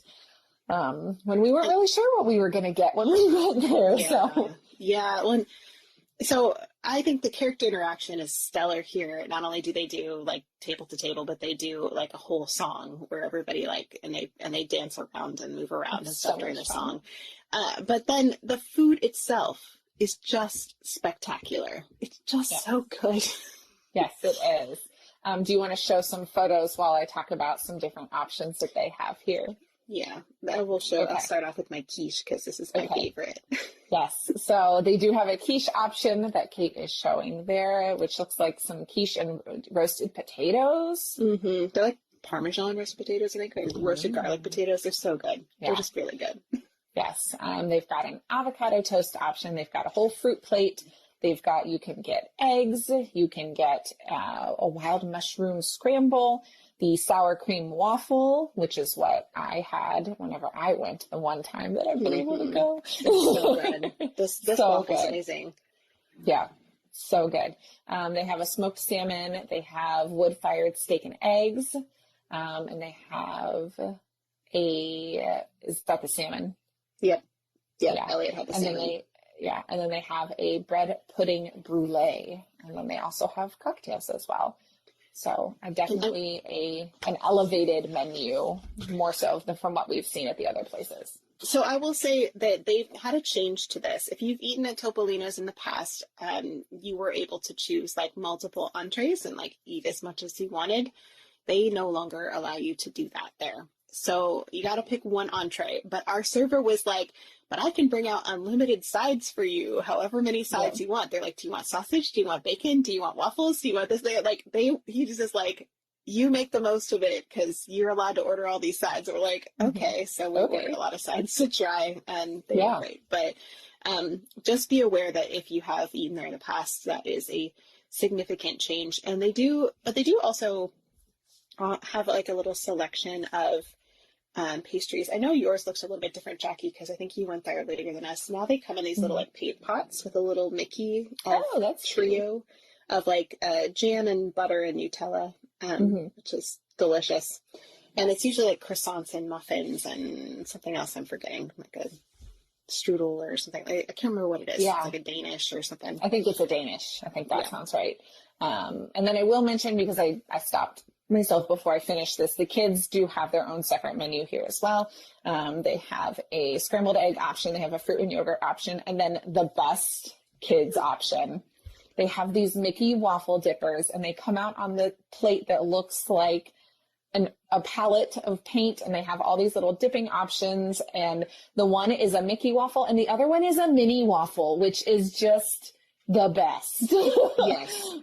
And then our mini server waffles in the world. Yeah, our server when we went was so sweet. Oh my gosh. And he was like, here's what you want to get. And he like pre-ordered some stuff for us, because this was, again, back when you could order kind of more than one. That's the steak and eggs that my husband got. But my daughter was under 3, and he brought her out her own whole plate of those little waffle dippers, and like asked what size she wanted. And like, so they were just, my kids were so happy. And that's part of it. It was just like a magical experience. And like the server brought like almost like a flight of their different juice options that they had, because they have a lot of like different unique juices there too, which I don't know if you experienced that or not, Kate, when I you just got went. the Pog juice. And they had the Pog juice, and they had a couple different ones. And so they brought out like for all of us, like 4 cups of juice. Like our server was just wonderful. We did a whole cast compliment multiple for him because he was just so wonderful. But like my daughter got her own plate, and it was just so lovely. And he like made sure that we knew we should like walk out and go to the balcony and take photos. And it was just like, it was such a lovely experience that we had, that I feel like it was just so wonderful. Yeah. And they I forgot I was going to pull my little card off the wall. We framed our little Riviera card because it was just so cute. And we got 2 of them. So we framed them. Here, hold on, let me grab it. So they have these little cards that they give you as well as a souvenir that says Fun on the Riviera, and it has the 4 characters on the front, and then on the back it has like I believe it has their signatures on the back. So it's like as if the character signed it for you. It does. Look. See, we have our little, oh, see my Mickey light. Hold on, let me turn that off so that you guys can actually see. But yeah, we literally framed.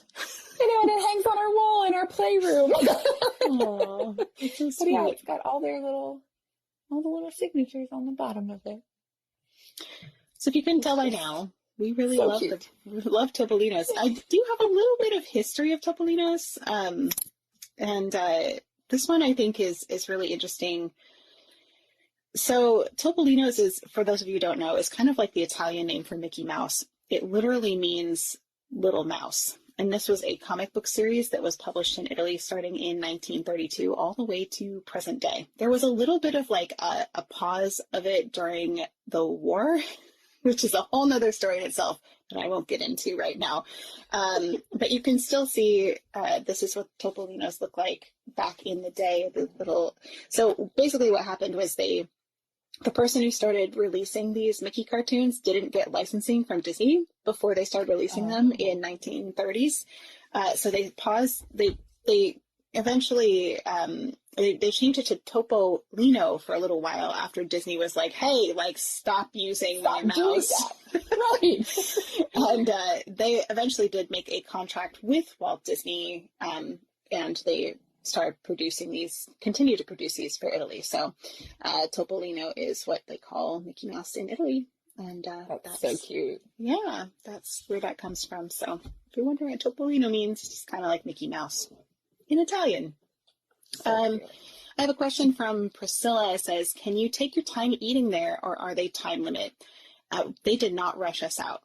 We lingered, and they were A-okay with it. So there's not a time limit. I know that they wanted turntables and things like that just in general for their own reservation system.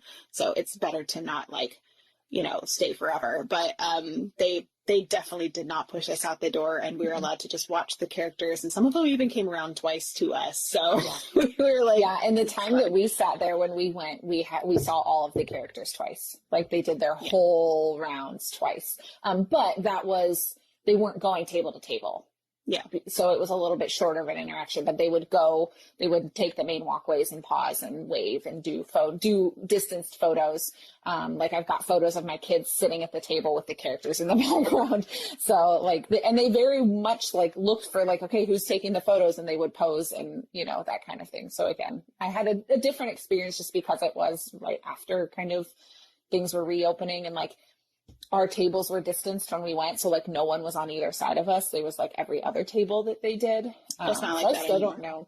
I know. I still don't know how I got that reservation, like especially at the capacity that they were at. And we got like it was like an 8:45 reservation. And I was like, I don't know how that magic happened, but it happened and it was lovely. Wonderful. I went during that time period too. It's funny to think about that, like we could have been there at the same time. Right. That's interesting. But yeah, I went there during that same time period, and they were doing the social distancing kind of thing. But now they definitely go table to table, and you can give them hugs and get up and take pictures with them and all those kinds of things again, which is wonderful. So it's in case you didn't know, just go get the reservation. Just do it. You will not regret it. It's amazing, and I think it's absolutely worth the money that you pay for that one. And I feel like it's not even as expensive as some of the others. It's still spendy. No, but it's not fairly reasonable. But the thing about this is I'm more willing to pay at Topolino's because of the food quality. And I think that's really what sets it apart from the other options that we've talked about, from the buffets, the family style options, even the table service options. Their food here is just next level. Like it just is. The menu offerings that they have and the theming of the kids stuff, and it's just all because it's the newest option. You can just tell about the extra little thought that they put into everything. Yes. And I feel like it makes a huge difference. Yeah, I agree 100%. Well, do we want to hop over to Disneyland? Yes. Before we hop over there, I did have a question that I wanted to answer that I almost forgot about. But I did have the question. We were talking earlier about making your reservations. Jordan asked, can you book all your reservations for the whole trip 60 days out from your day one? Yes. So what will happen is automatically the system will open up for your length of your reservation. So the day that your check-in day is 60 days away, your entire reservation will open. The only thing you'll have to pay attention to is if you're someone who's doing like a split stay or something like that, you're going to have multiple dates you have to look at. So do keep that in mind. If you're looking, especially if you're doing a split stay, you're going to have 2 different 60-day dates that you'll have. But yes, you'll be able to book for your entire length of your stay. There's more to come on this episode of Mom Street USA to help you plan your perfect Disney vacation. So we're going to take a quick break, but we'll be back right after this. Is Disney World home to you? Realtor Victor Naraki can help make it a reality. Realtor Victor Naraki specializes in making your Disney home dreams come true. Second homes, investment homes, retirement, relocation. With Victor's input, he will show you the home opportunities that you don't get to see as a tourist. Imagine being at the park in minutes, walking around the World Showcase for daily exercise, watching the fireworks in your own backyard, or having Disney Springs as your local mall. Have you ever heard of Windermere, Winter Garden, Horizon West, Dr. Phillips, Claremont, Lake Nona, or Disney's own Celebration and Golden Oak? Victor will introduce you to these communities, which are just minutes to the magic. Stop imagining a Disney life and start living your dream today. Call Victor at 407-340-9375. And don't forget to mention that you heard all about Victor here on the Chip and Company Podcast Network. Head over to celebratingflorida.com and start living your magical life today.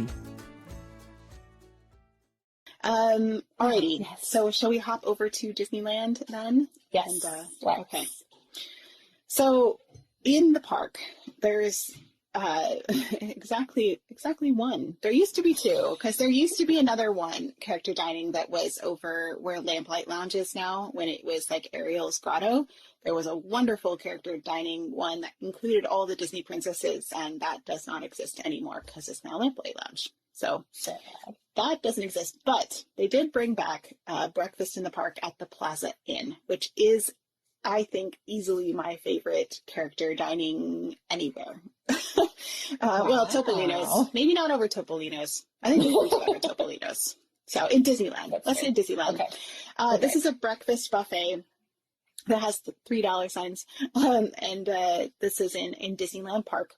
It's a Minnie and Friends breakfast with a rotating list of characters, and there are so many characters at this, and sometimes you get the extremely rare ones that you don't see anywhere else, and they just like pop out at this breakfast. So this is one of like my favorite Disney memories is we did kind of like a whole Peter Pan themed day, and my son was dressed like Captain Hook, and Captain Hook happened to be at the restaurant that morning. Oh, how fun. So my son was dressed like Captain Hook with Captain Hook. And then my daughters were all dressed like Wendy and Tinkerbell. And then we actually, after that, we went over to Pixie Hollow and met Tinkerbell. On our way out of Pixie Hollow, we ran into Peter Pan, and he like sat down and talked to my kids for like 5 minutes. And it was crazy cool. So anyway, that's just one of my favorite Disney moments. But you can also see like we've got Max was there when we went. That's so fun. And then they had, okay, here's Minnie. There's my kids in all those outfits too. But, and then we had the fairy godmother was also there. I love when fairy godmother is out, like day made. She is one of the most fun meet and greets to have. She's so wonderful. Like she's just, she feels like your fairy godmother when you talk to her. And total side note, I met her completely randomly in, 2015, I think it was. I was with my best friend who was a cast member at the time, and we were just wandering around Magic Kingdom, and she just happened to be meeting by like the castle turrets back behind the castle in New Fantasyland. And she's one of those characters that can be aware of other characters and other universes happening. And I don't remember, we had on character shirts or something that she made a comment about. And then she was like, well, girls, we must take a selfie together. It was just like the best. And we did the selfie, and she did like because at that time the duck lip pose was like the super That's funny. thing.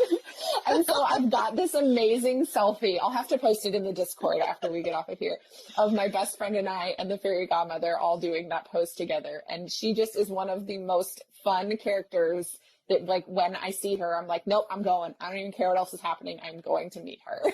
She's amazing. Oh, yes. That's wonderful. That's such a fun So story. much fun. They also sometimes will have Winnie the Pooh and characters from Winnie the Pooh there as well. I have like ones of Tigger and Winnie the Pooh and just all of them. It's like, so anyway, long story short, this is a place to meet a lot of really unique characters will pop out here, and you just kind of never know who you're going to get. So you can't really go, Minnie's going to be there. Usually there's like a photo opportunity with Minnie.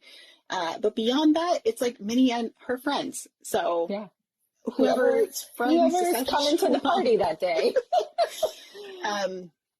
So they have things that it's a buffet. So they have made to order omelets in it. They do have scrambled eggs and sausage and biscuits and gravy and those kinds of things. They've got the Mickey waffles, breakfast potatoes, danishes and croissants and fruit. It's just your standard kind of buffet fare is what's in here. And so I would not say this is necessarily like for the food, I'd go for this one. It is definitely the atmosphere and the characters that you get with this place is out of this world. So a little bit of background, just a tiny bit of trivia about this this place. I just want to show you some pictures of the Plaza Inn. For those of you who are not familiar with it, it's at the end of Main Street, and it looks towards the hub. So there is also a Plaza Inn in Disney World, but it's really different. It is not the same in any way. Mm-hmm. It used to be the Red Wagon Inn way back once upon a time is what it was originally called, but it has this gorgeous interior. And if you feel like you are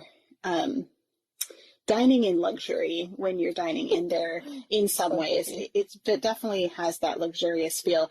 And I want you to specifically look at the chandeliers and the stained glass that's up on the ceiling, because those have a history, as well as some of the woodwork that you see. So the stained glass ceiling in the entrance hall and the foyer are taken from 16 St. James Park in LA. So this is a mansion that was built for Baroness Rosa von Zimmermann in 1870. So all this stuff is taken from a mansion from 1870. Basically, Disney bought a mansion and then stripped it of parts to put in the Plaza Inn. That's crazy. Yeah. So Walt Disney said, in this restaurant, the food is going to be the show along with the atmosphere. So the Plaza Inn is also open for lunch and dinner in a buffet as well, but it's not a character meal. So I love that he said this. This is what Walt Disney said to Emile Curie, who is the one who went and found all of these things to put in the Plaza Inn. He said, "The average factory worker or truck driver can't afford luxury for himself or his family. So I want you to make the interior really luxurious. Even our prices are going to be cafeteria prices." Walt wanted the Plaza Inn to be absolutely the most luxurious things for the average family, which just warms my heart.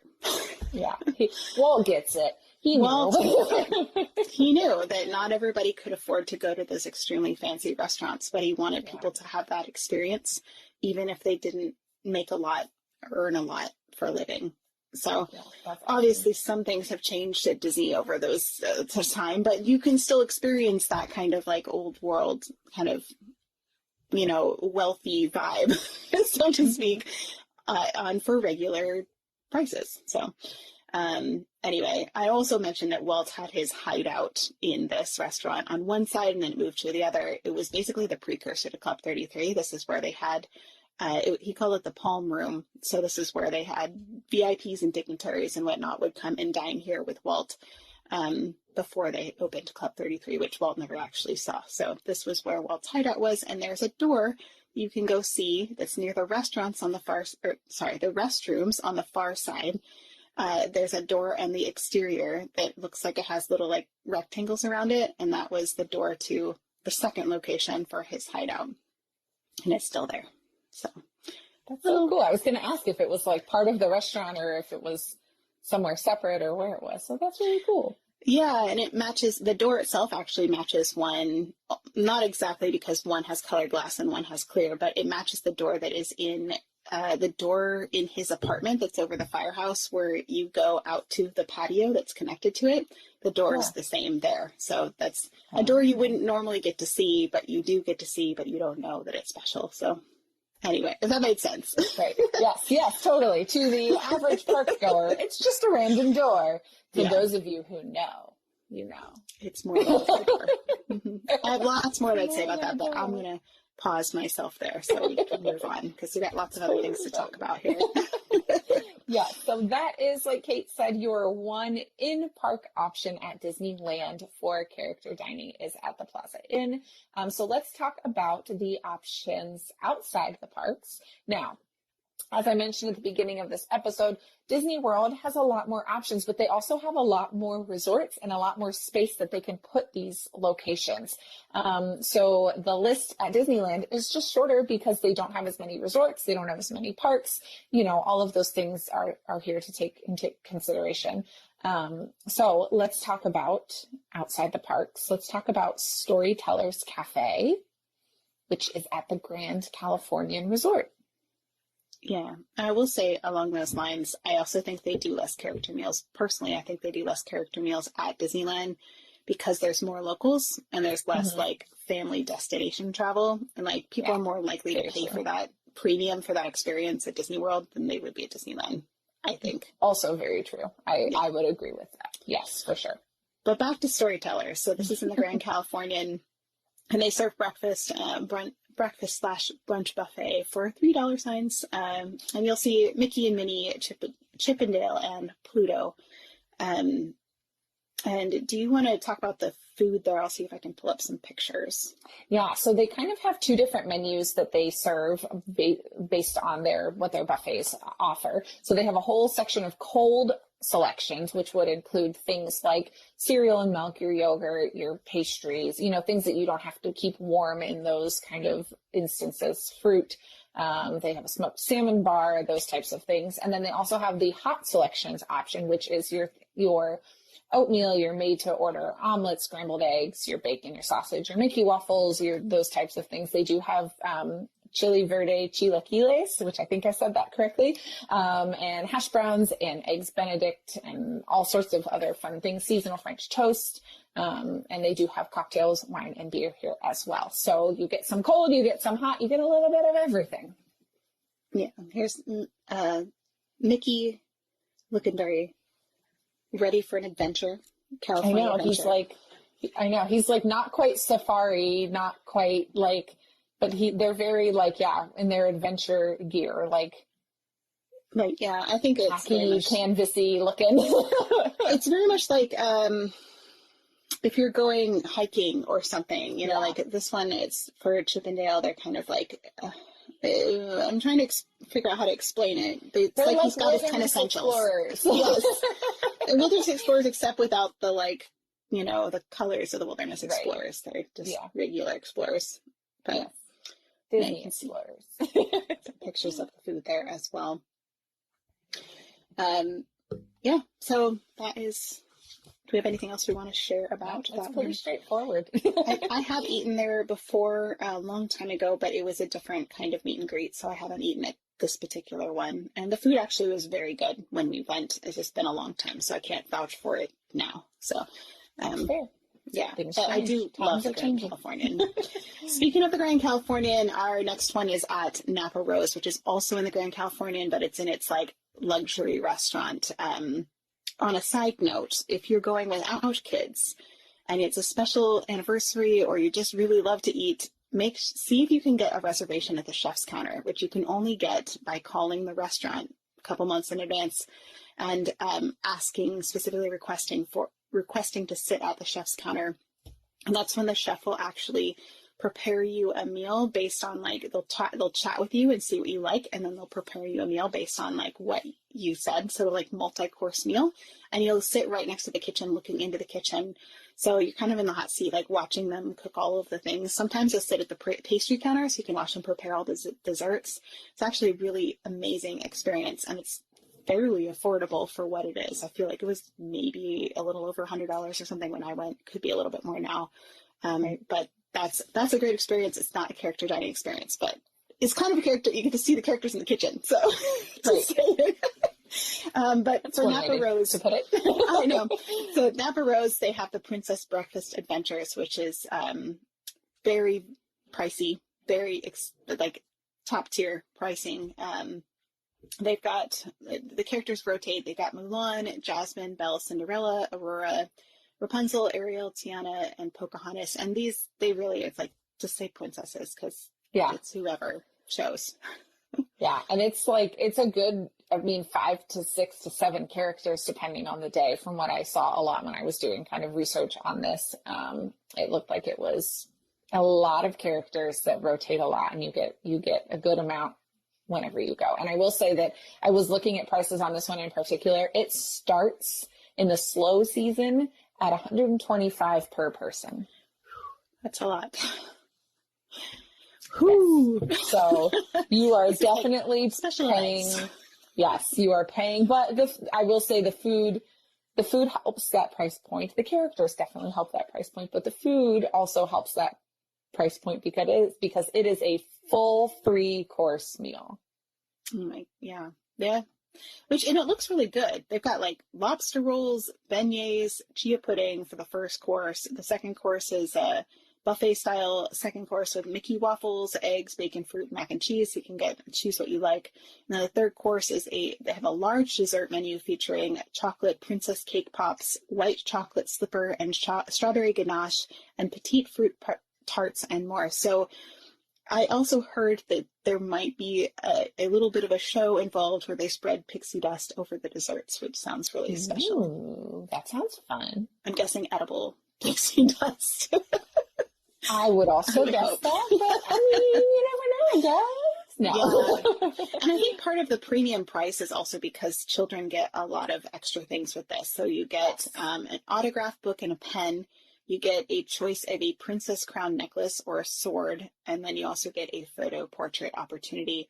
And the adults get a special chocolate to take home. So it's like you get little goodie bags, no matter your age, to take home, which is, I think, is part of why it's a little bit on the spendy side, because they offset that cost. Absolutely. And overall, again, you're paying for the food, you're paying for the experience, and you're paying for the goodie bags. So the overall question is it worth it? Well, at $125 per person, that's a question you have to decide. And like Kate said, this is a super fun one for special events or special birthdays or things like that. But definitely need to budget for that if that's something that you want to do. Yeah, for sure. Well, should we move on to our final Yes. final place to eat. I know. I feel like we've been talking about all of these for forever, but there's so many good options. I know. This is our final one, and then we have a couple of tips for you as well. Let's talk about Goofy's Kitchen. Goofy's Kitchen is a breakfast, seasonal brunch and dinner buffet. Is that what that says? Yes. So they have year-round, they have a breakfast and a dinner. This one was really interesting when I was researching it. And then they have a seasonal option for brunch, but it's not year-round. Like, so right now they have a Halloween brunch that they serve, but that ends at the end of October. And then at this point, there's nothing that is going to replace that. So they have kind of several different price points when you look at that. The seasonal options are more. They are in that kind of $4 sign category. But whereas your standard options that they have are that $3 sign category. So it's a little bit of both depending on what experience you're choosing whenever you go. Yeah.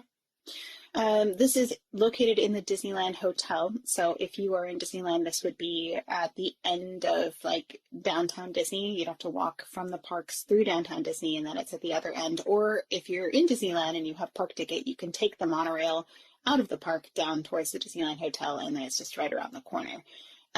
Characters include Goofy, Minnie, Pluto, Chip, and Dale.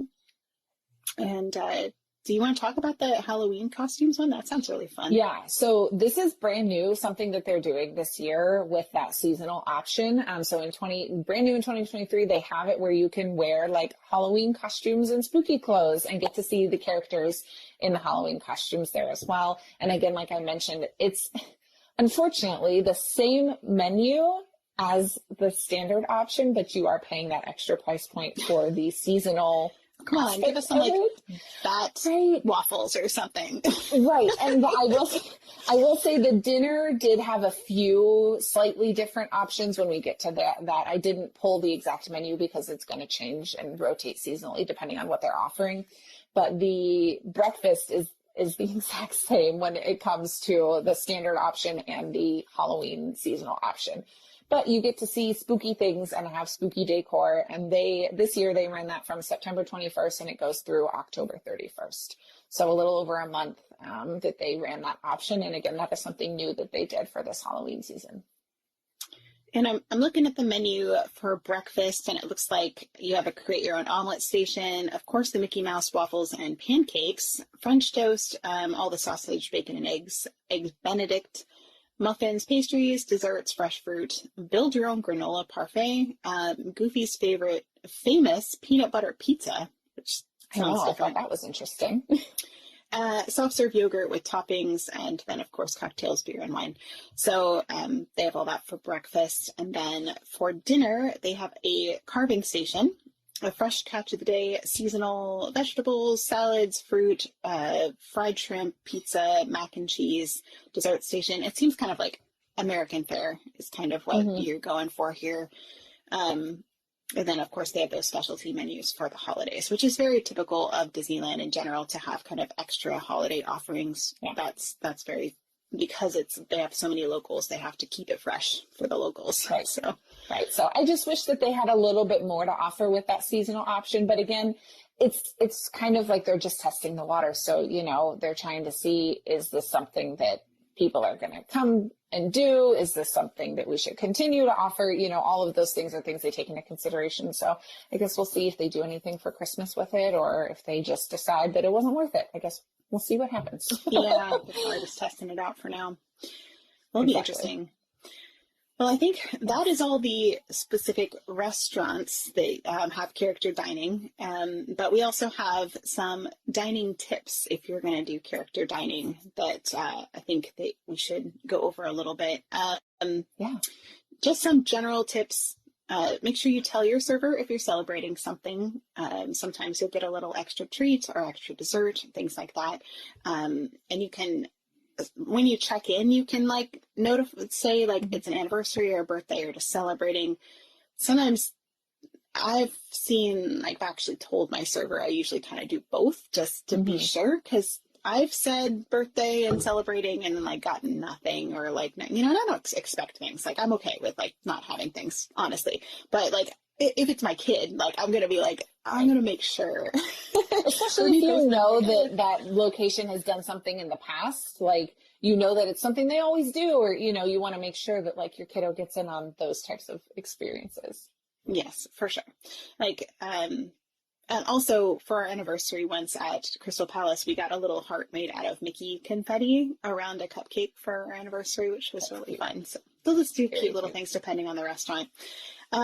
Also, make sure you prep your members of the family that are going with you who are maybe not like Disney people for what to expect at a character meal, especially if you have grandparents involved or just aunts and uncles that are just not used to the Disney scene, because this is really different dining experience than most people would expect. It's not really a sit down and enjoy the conversation kind of meal. It's there's a lot of up and down and meeting characters and interruptions, and then if there's and taking photos, and if there's a buffet, there's running it back and forth to the buffet, and it's just, it can be also challenging if you've got littles with the buffet. Not that you can't figure it out, especially if you have multiple adults and people can watch kids and stuff, but you know, my kids are older so they can go and get their own food, but take that into account if that's something you want to do.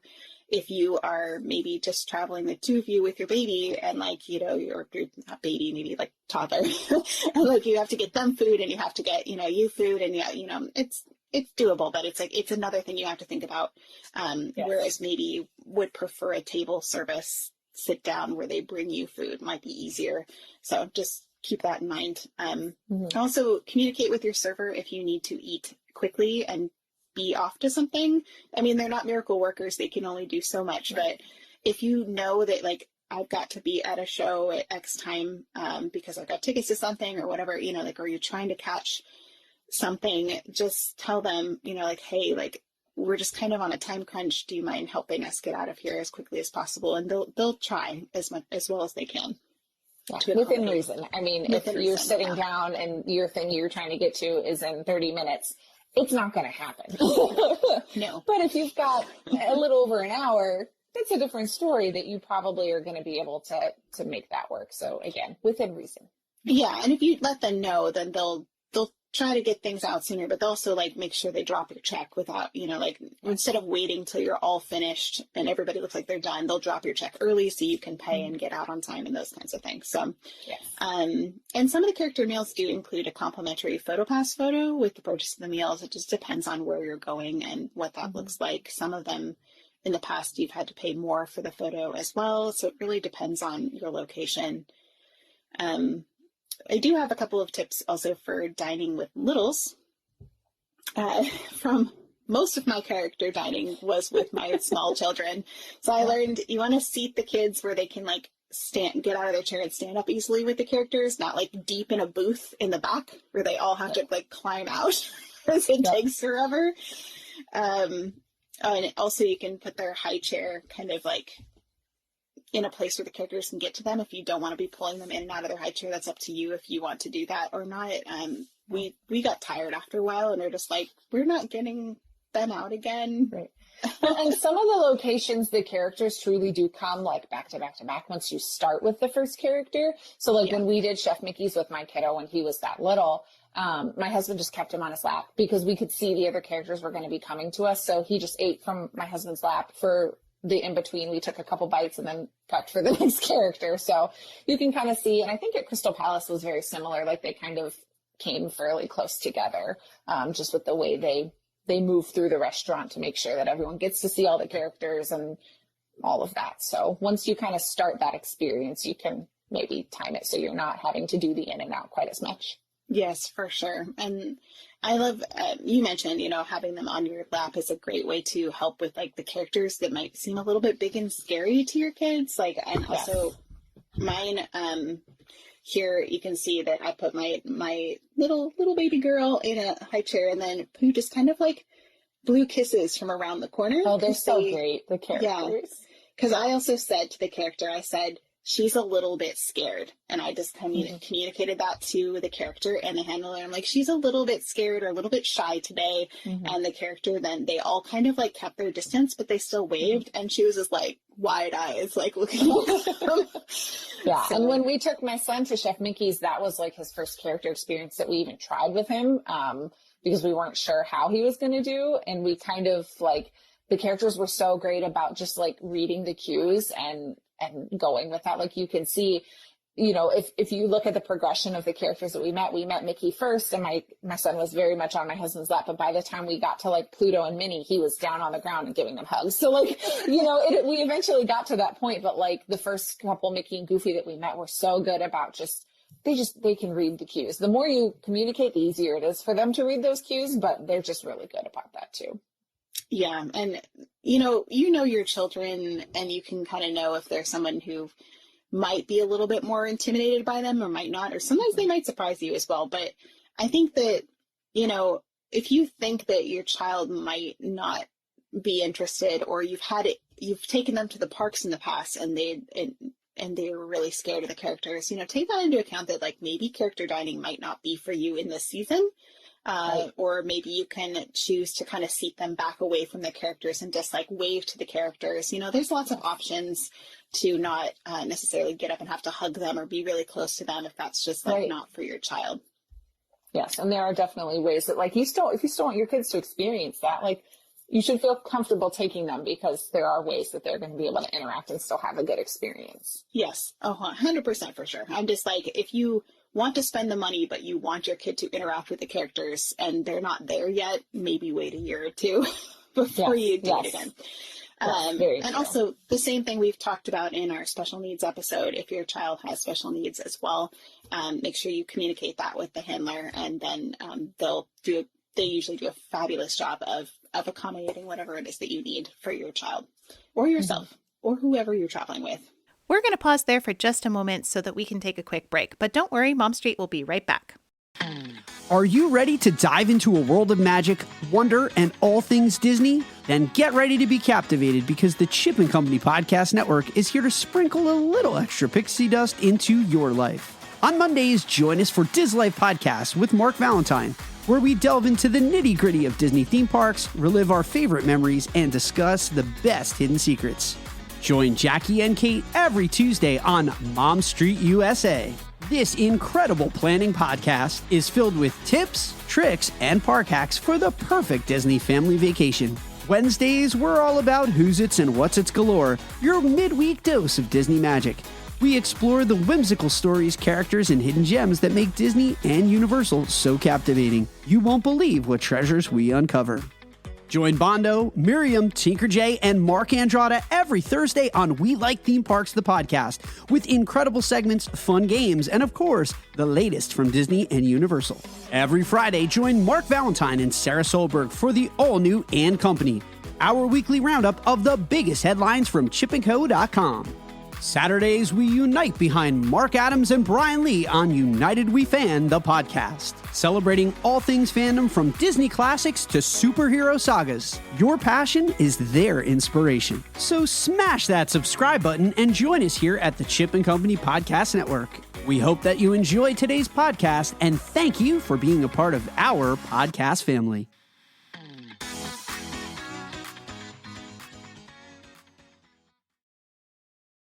Some other notes with dining with littles. Kids under 3 are free at character meals, but you should also count them in your reservation number so that they have enough room for them at the table. So they still count for numbers. And I feel like, I'm trying to remember if Cinderella's Royal Table, you had to pay for them or not. I don't think so, because they're under 3. I don't think so either. But you do have to, I'd have to look into that, because it was like, because you do have to pay in advance and you have to pay for a certain number. But I wonder if I think you have to assign your people in advance too. Do you know how like when you go through the reservation process, you can assign who your other members are? I wonder if you have to assign them ahead of time as well, like in that whole process at the same time. It could be. Or they might ask you the names of the ages of the people at your party. Mm-hmm. That's a possibility. I just haven't booked one for a child that was under 3, so I'm not sure. Also, other tips is have lots of wipes on hand for messy faces and stuff, because you want to be taking photos, and maybe you want messy face photos, that's fine, but like if you're someone who's like prefers a clean face, I like having just a thing of wipes sitting on the table to just easily kind of wipe things down before the characters come. And it's great for sticky hands too, because if they're gonna give characters hugs and stuff, it's just like, I don't know, for me, I'm like, I just want to be polite and not make their costumes all sticky. Right, it's just right, me. yeah. I mean, that's fair. I think that's a valid concern to have. Also be mindful of what is in your photo. If these photos are like, some people are more cavalier about this, like, I don't really care, it's just for me and for fun, But if you're like, I really want this to be something I can share or frame or something, just as a more of a photography point of view, be aware of what's behind you, be aware of like, if there's a bunch of dirty dishes on the table, just try to stand in a spot where maybe, or to frame it so that it's better. It's very easy when there's so much happening in there to forget to like pay attention to what is in your picture.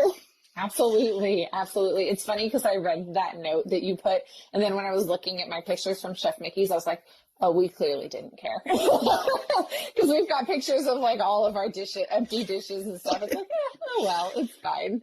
I think I have one with my daughter that has a bunch of like shrimp shells in front of her. And I was like, I look back on that now and I was like, oh, well, she loves eating shrimp. So that tracks, like her whole life. So, but that's more personal preference. It's not a must do, but. Yeah. And I think the next note that I see is super important, that strollers are not allowed in the restaurants. So you will have to park them outside or right outside the entrance to, depending on where you are, will depend on where you park. Like at Chef Mickey's, they have a whole row outside the restaurant you park at. Crystal Palace has parking right outside the door. It just depends on where you're going. But you will not find you will not be able to bring your stroller inside. No. And if you're going to be in the restaurant for a while, which is likely because they're usually longer dining experiences, if you're in Florida in particular, just make sure you put a cover over your stroller before you go in to dine, because there's so many times I have walked outside and it rained while we were there and poured and our stroller is absolutely soaked. So don't do that. Put a cover over your stroller just in case it might rain, because that weather moves through so quickly in Florida and it can just rain on the drop of a hat. So better to not have a soaked stroller to have to put your kids back into. Right. And also think about what from your stroller you may need during your meal too, because like for us, for example, the way that we pack our bags, and I've talked about this previously, but the way we pack our bags, like I would need to make sure we brought our entire bag in with us, because that would have like the changes of clothes and the wipes and things like that. Like if we had spills, if we had accidents, if we needed the wipes to clean hands and faces, that's all in that bag that typically would stay in our stroller. But in this type of an instance, I'm going to want to bring it in with me. Yeah, that's a good point. Other notes that I have kind of just a little bit of character dining etiquette. Just keep an eye out if a character is headed your way. Just be mindful of like that they might be coming soon. So don't use that moment to then get up and go get something from the buffet, because it's, because then you have to like maybe call a member of your party back, like get back over here so we can get, meet Mickey or whatever, just kind of, it just speeds things along for everybody, just to be respectful that way. And also prep any, autograph books or cameras or phones or whatever you've got ahead of time, just so that they're out and ready, so you're not trying to dig in your bag and making characters wait. That's just kind of a politeness for everybody else who's also waiting for characters to come to their table. And also just remind your kids about character etiquette, which I think is good outside of character dining, just anytime, remind them to be kind to characters and no hitting and pulling and things like that. And I always made sure my kids' hands were clean. That's maybe just a thing for me. I don't know. But, and then also saying thank you, I think it's a good thing, just as a mom thing to remind them to do. And I will say along with that too, just making sure that your kiddos you're reminding them to be patient, because they're going to see the character at the table next to you and they're going to want to run over there and give hugs and be super excited. So just reminding them, like, I know you're so excited. It's almost our turn. We've got to let those other friends have their turn first. Our turn is soon, just kind of coaching them through that too, can be helpful. Because I know there have been times where I have like grabbed my kids like, okay, it's not our turn yet. Hold on. We got to wait.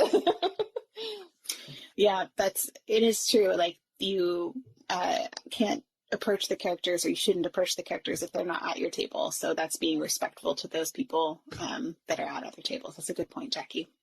Yeah, So absolutely. And it's hard. I get it. Like as an adult, I'm like, they're right there. They're right there.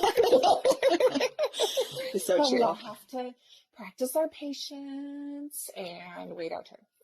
That's true. It's really interesting with character dining as we kind of wrap up this section. I think that character dining is probably not one of my husband's favorites because he really doesn't like our conversation getting interrupted like every couple minutes. He's a good sport about it and we still go and whatnot, but he's like, he wants to sit down and like really enjoy our meal. And that's not what this is about. So much as it's meeting the characters. So, having expectations going into it of like, this is what this meal is about. And we can maybe have Elliot's over here saying, I like characters. Called out. I wasn't saying he doesn't like character. I wasn't saying you don't like characters. Okay. I'm going to stop talking. We know that Elliot is a big foodie and likes to enjoy his meals. So he likes to have that whole experience. And the characters can be viewed as a bit disruptive at times. Yes. But you just got to know that that's what you're getting when you go into it. He's laughing, so we're okay. I know. Woo, you're in here. That's too funny. So overall, I mean, the overall question, is it worth it?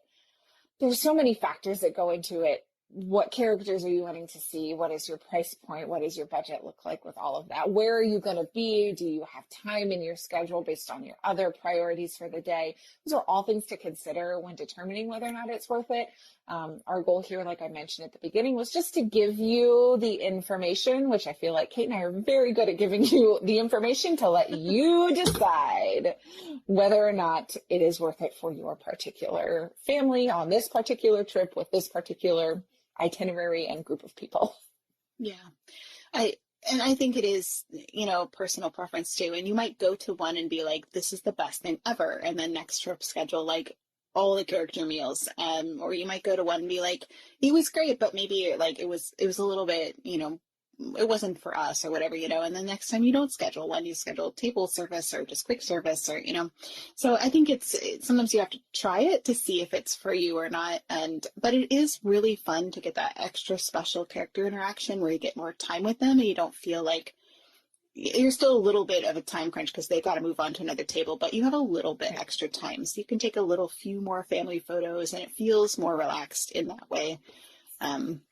So anyway, I love character dining. I just, I think it's a really interesting, unique experience that Disney offers. And I'm glad that we got to explore all the different options. Now I want to try a couple of these, quite honestly. I know.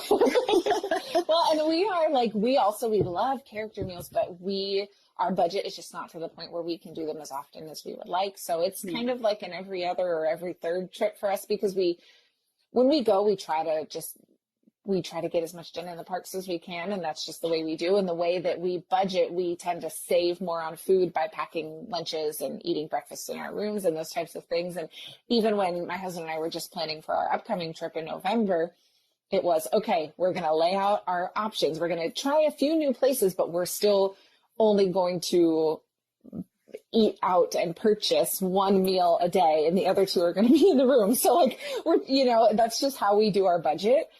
So when we look at character meals, it's like, okay, let's look at the price. Let's look at what option we want for the price that we want. And some of those buffet options are what we end up with because that tends to be on that lower end of everything. The year we went to Topolino's was a splurge for us because that's not something that we typically will do. But it's one of those things where now that we've been there, it's like, okay, if we can get Topolino's, we'll figure it out. I hope you do. And, I know. We'll see. And it's, a lot of the money saving things that we've talked about for dining, like splitting meals and stuff, you can't do at these places because it's a per person charge. And so that it really is a splurge in like every sense of the word in a lot of ways, especially those top tier ones like Cinderella's Royal Table. Honestly, I think that everybody should try Cinderella's Royal Table once but it's so expensive. I can't be like, you have to do this. Like, I don't recommend it for everybody because it's just, I don't want to be like, well, sorry, you can't afford it, but it's the thing you should do. Like, it's really expensive. So it's okay if you can't afford these character dining meals, you can still see many of these characters outside of these places. So don't feel like, oh, I'm missing out on the major Disney experience. I'm like, a lot of these is just good food with the characters that you see in the parks. So, and I will say this is not the best food on property either. So, a lot of it has really good food. But like some of them, their options, it's good food. It's not like amazing top tier level. So like Kate said, it is what it is. And the thing is too, if you're someone that's like, okay, I really want to try to save for this, we have a whole episode on how to save money going to Disney. Nobody like whispered that. It's like, we have a whole episode. We have a whole episode.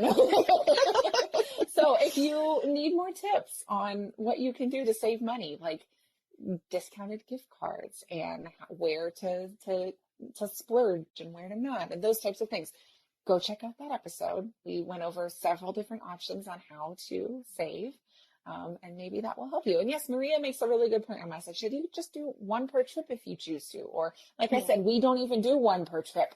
The last 2 trips we've taken, we haven't done any character meals or table service. So you just got to kind of plan accordingly. Yeah, and I think, it also, you have to account that it takes a lot of time as well.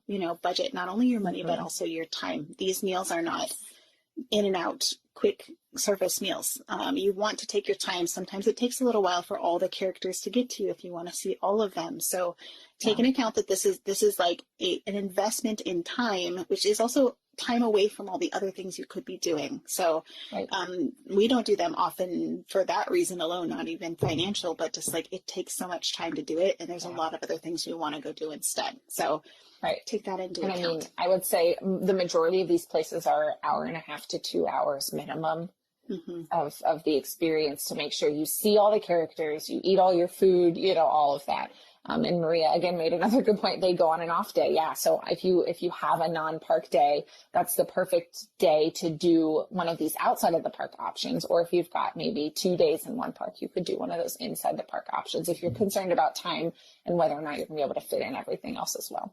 Yeah, we like to do them at the end of the week because we're so tired by that point. We want to sit down for 2 hours. At the end of the week, it feels like you're like hamstringing yourself and you're like, I want to go on all the rides. And like, you're like, oh, we have to sit here and wait. And it's frustrating. But at the end of the week, you're like, nah, I'm good. Maybe I'll sit here a little longer. Right. Exactly. So yeah, all very good points. And again, if you can do them, great. If you can't, maybe in a couple trips, you'll be able to. Yeah.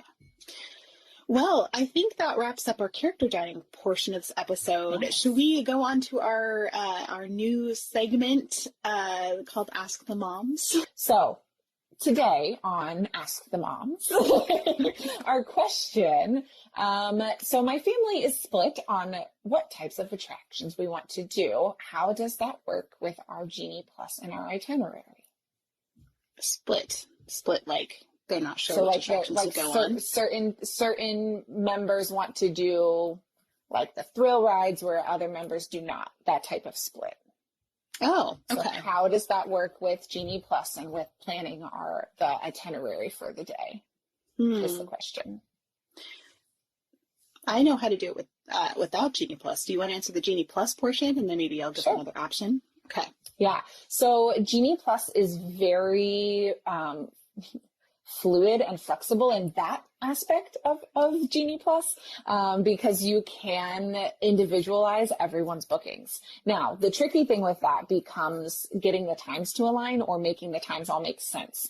So let's say you've got a family of 5 and 2 want to do thrill rides and 3 want to do just like the slow moving dark ride type attractions.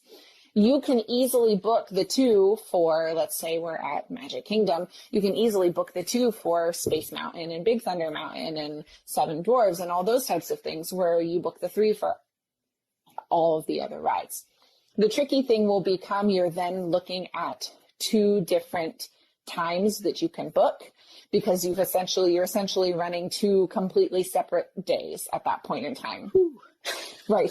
So you want to make sure that my best advice to you, if that's something that you need to do with your Genie Plus, is try to align your times as much as possible and try to align your rides as much as possible. So for example, if you're someone who wants to, let's say the 2 want to go on Space Mountain, send your 3 to somewhere like Buzz Lightyear that's really close by. That way you can kind of all head there together, you're tapping in similar times, and then you're meeting up again when you're done. That type of thing. Let's say the 2 want to go on Big Thunder Mountain and the 3 don't. Pick a ride that's nearby Big Thunder. Big Thunder's a little bit off the way, so you're going to have to come in on the other side in of the park. I know. But you could do something like Pirates. You could do something like you could do something up further like Haunted Mansion. It's a little further of a walk with Big Thunder. But just look at your map and kind of plan it accordingly, so that way you're going to similar parts of the park, because that's going to help you be able to then meet up to go. Maybe you all want to go on Peter Pan. So you want to make sure that you're in a location that is going to make sense, that you can all meet up and then you can all book your Peter Pan time all together. Because I would assume if you're traveling together, there are probably rides you also want to do together. So aligning your times and aligning those types of things. Yeah, exactly, Maria. If your 2 want to do Mine Train, send your other 3 to Pooh or to Little Mermaid or something close by, Teacups, those types of things. So that way your proximity is close and your timing is close.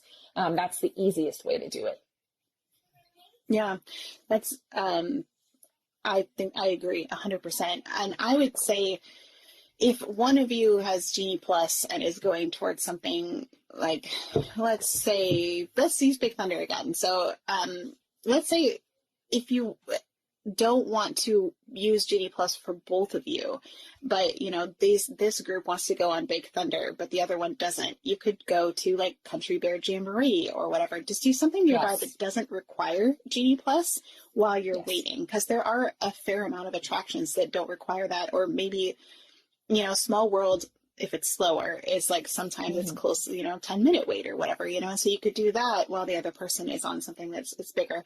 And I think that just finding something really fun to do while you're waiting. Sometimes it doesn't even have to be an attraction. Sometimes you grab a snack or like play on a play structure, depending on what park you're in. So that's usually what we do.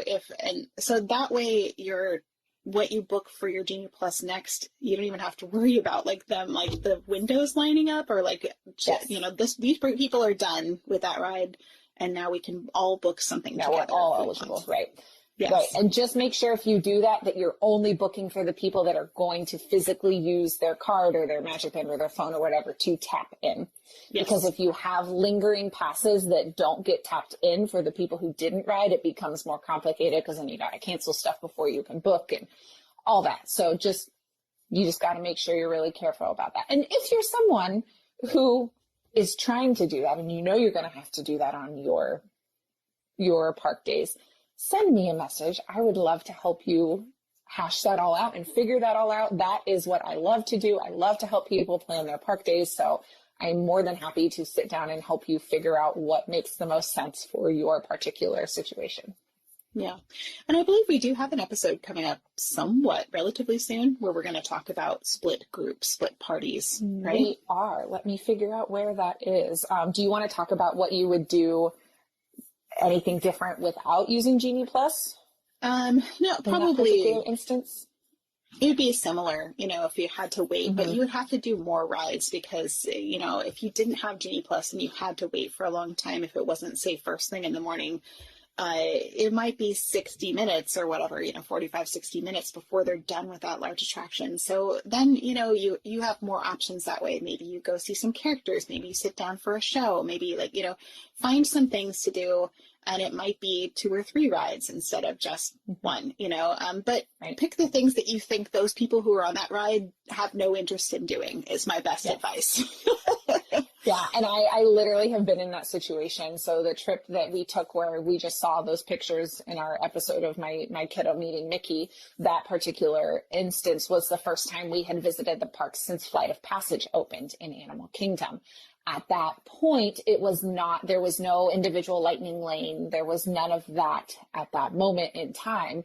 So my husband and our two friends we were traveling with were wanting to do Flight of Passage. So they rope dropped Flight of Passage. I was 8 months pregnant and also had my toddler, so I did not go to Flight of Passage.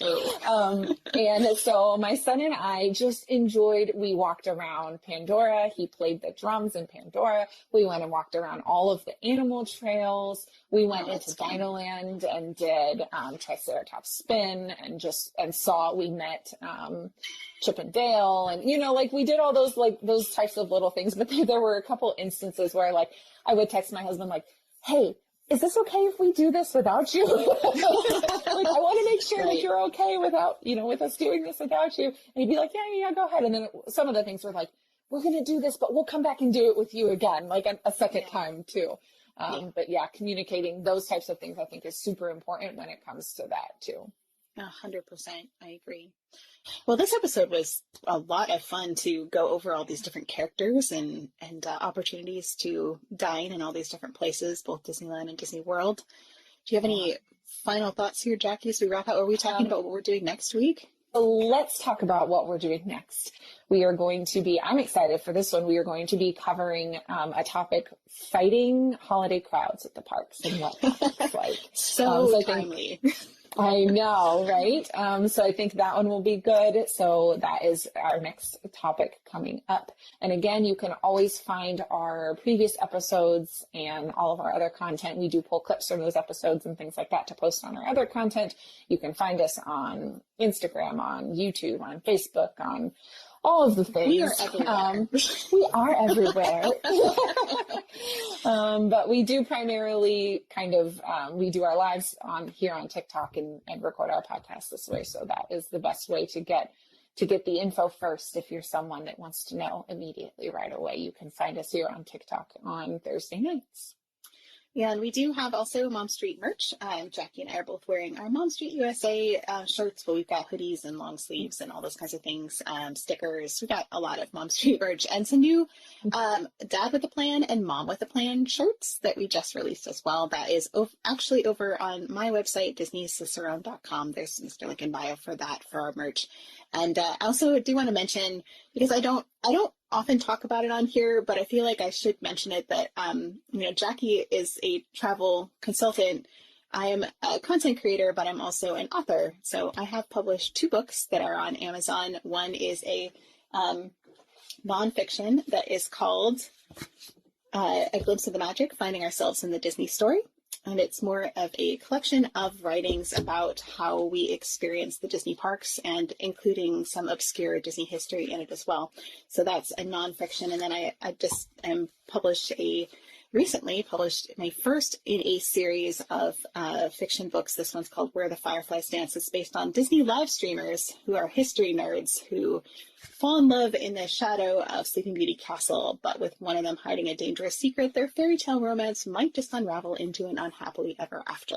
So it is a romantic suspense that is set in the Disney parks, starring Leah Me to the Magic and Lucas Disnerd, these 2 creators in my book. So it is a series. I'm working on writing the second one right now, but those are both available on Amazon, also on Barnes & Noble, both in digital and in print. And Glimpse of the Magic does have an Audible version as well. So if you'd like to hear me read my book, you can do that.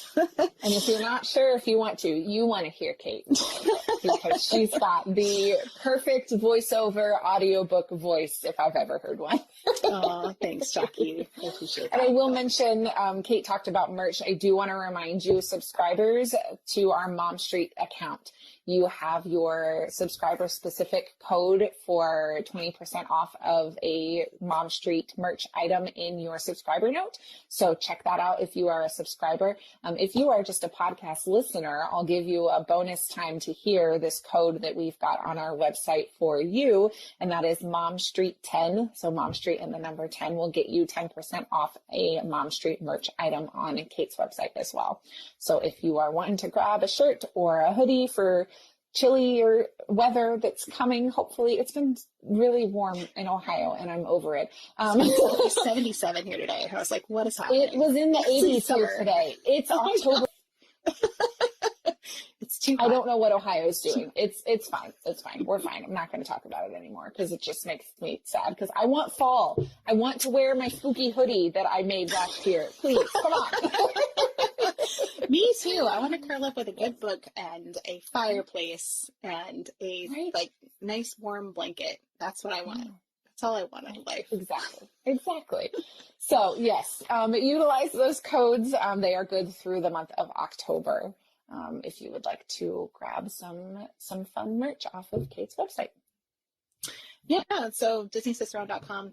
There's also information there about all of my books as well, and links and things. So, thank you everybody for joining us for this episode of Mom Street USA. It's been so fun to talk about character dining with you guys and all the different options that are available, and also some like what's worth it? Is it worth it? Is it not? Having that discussion as well.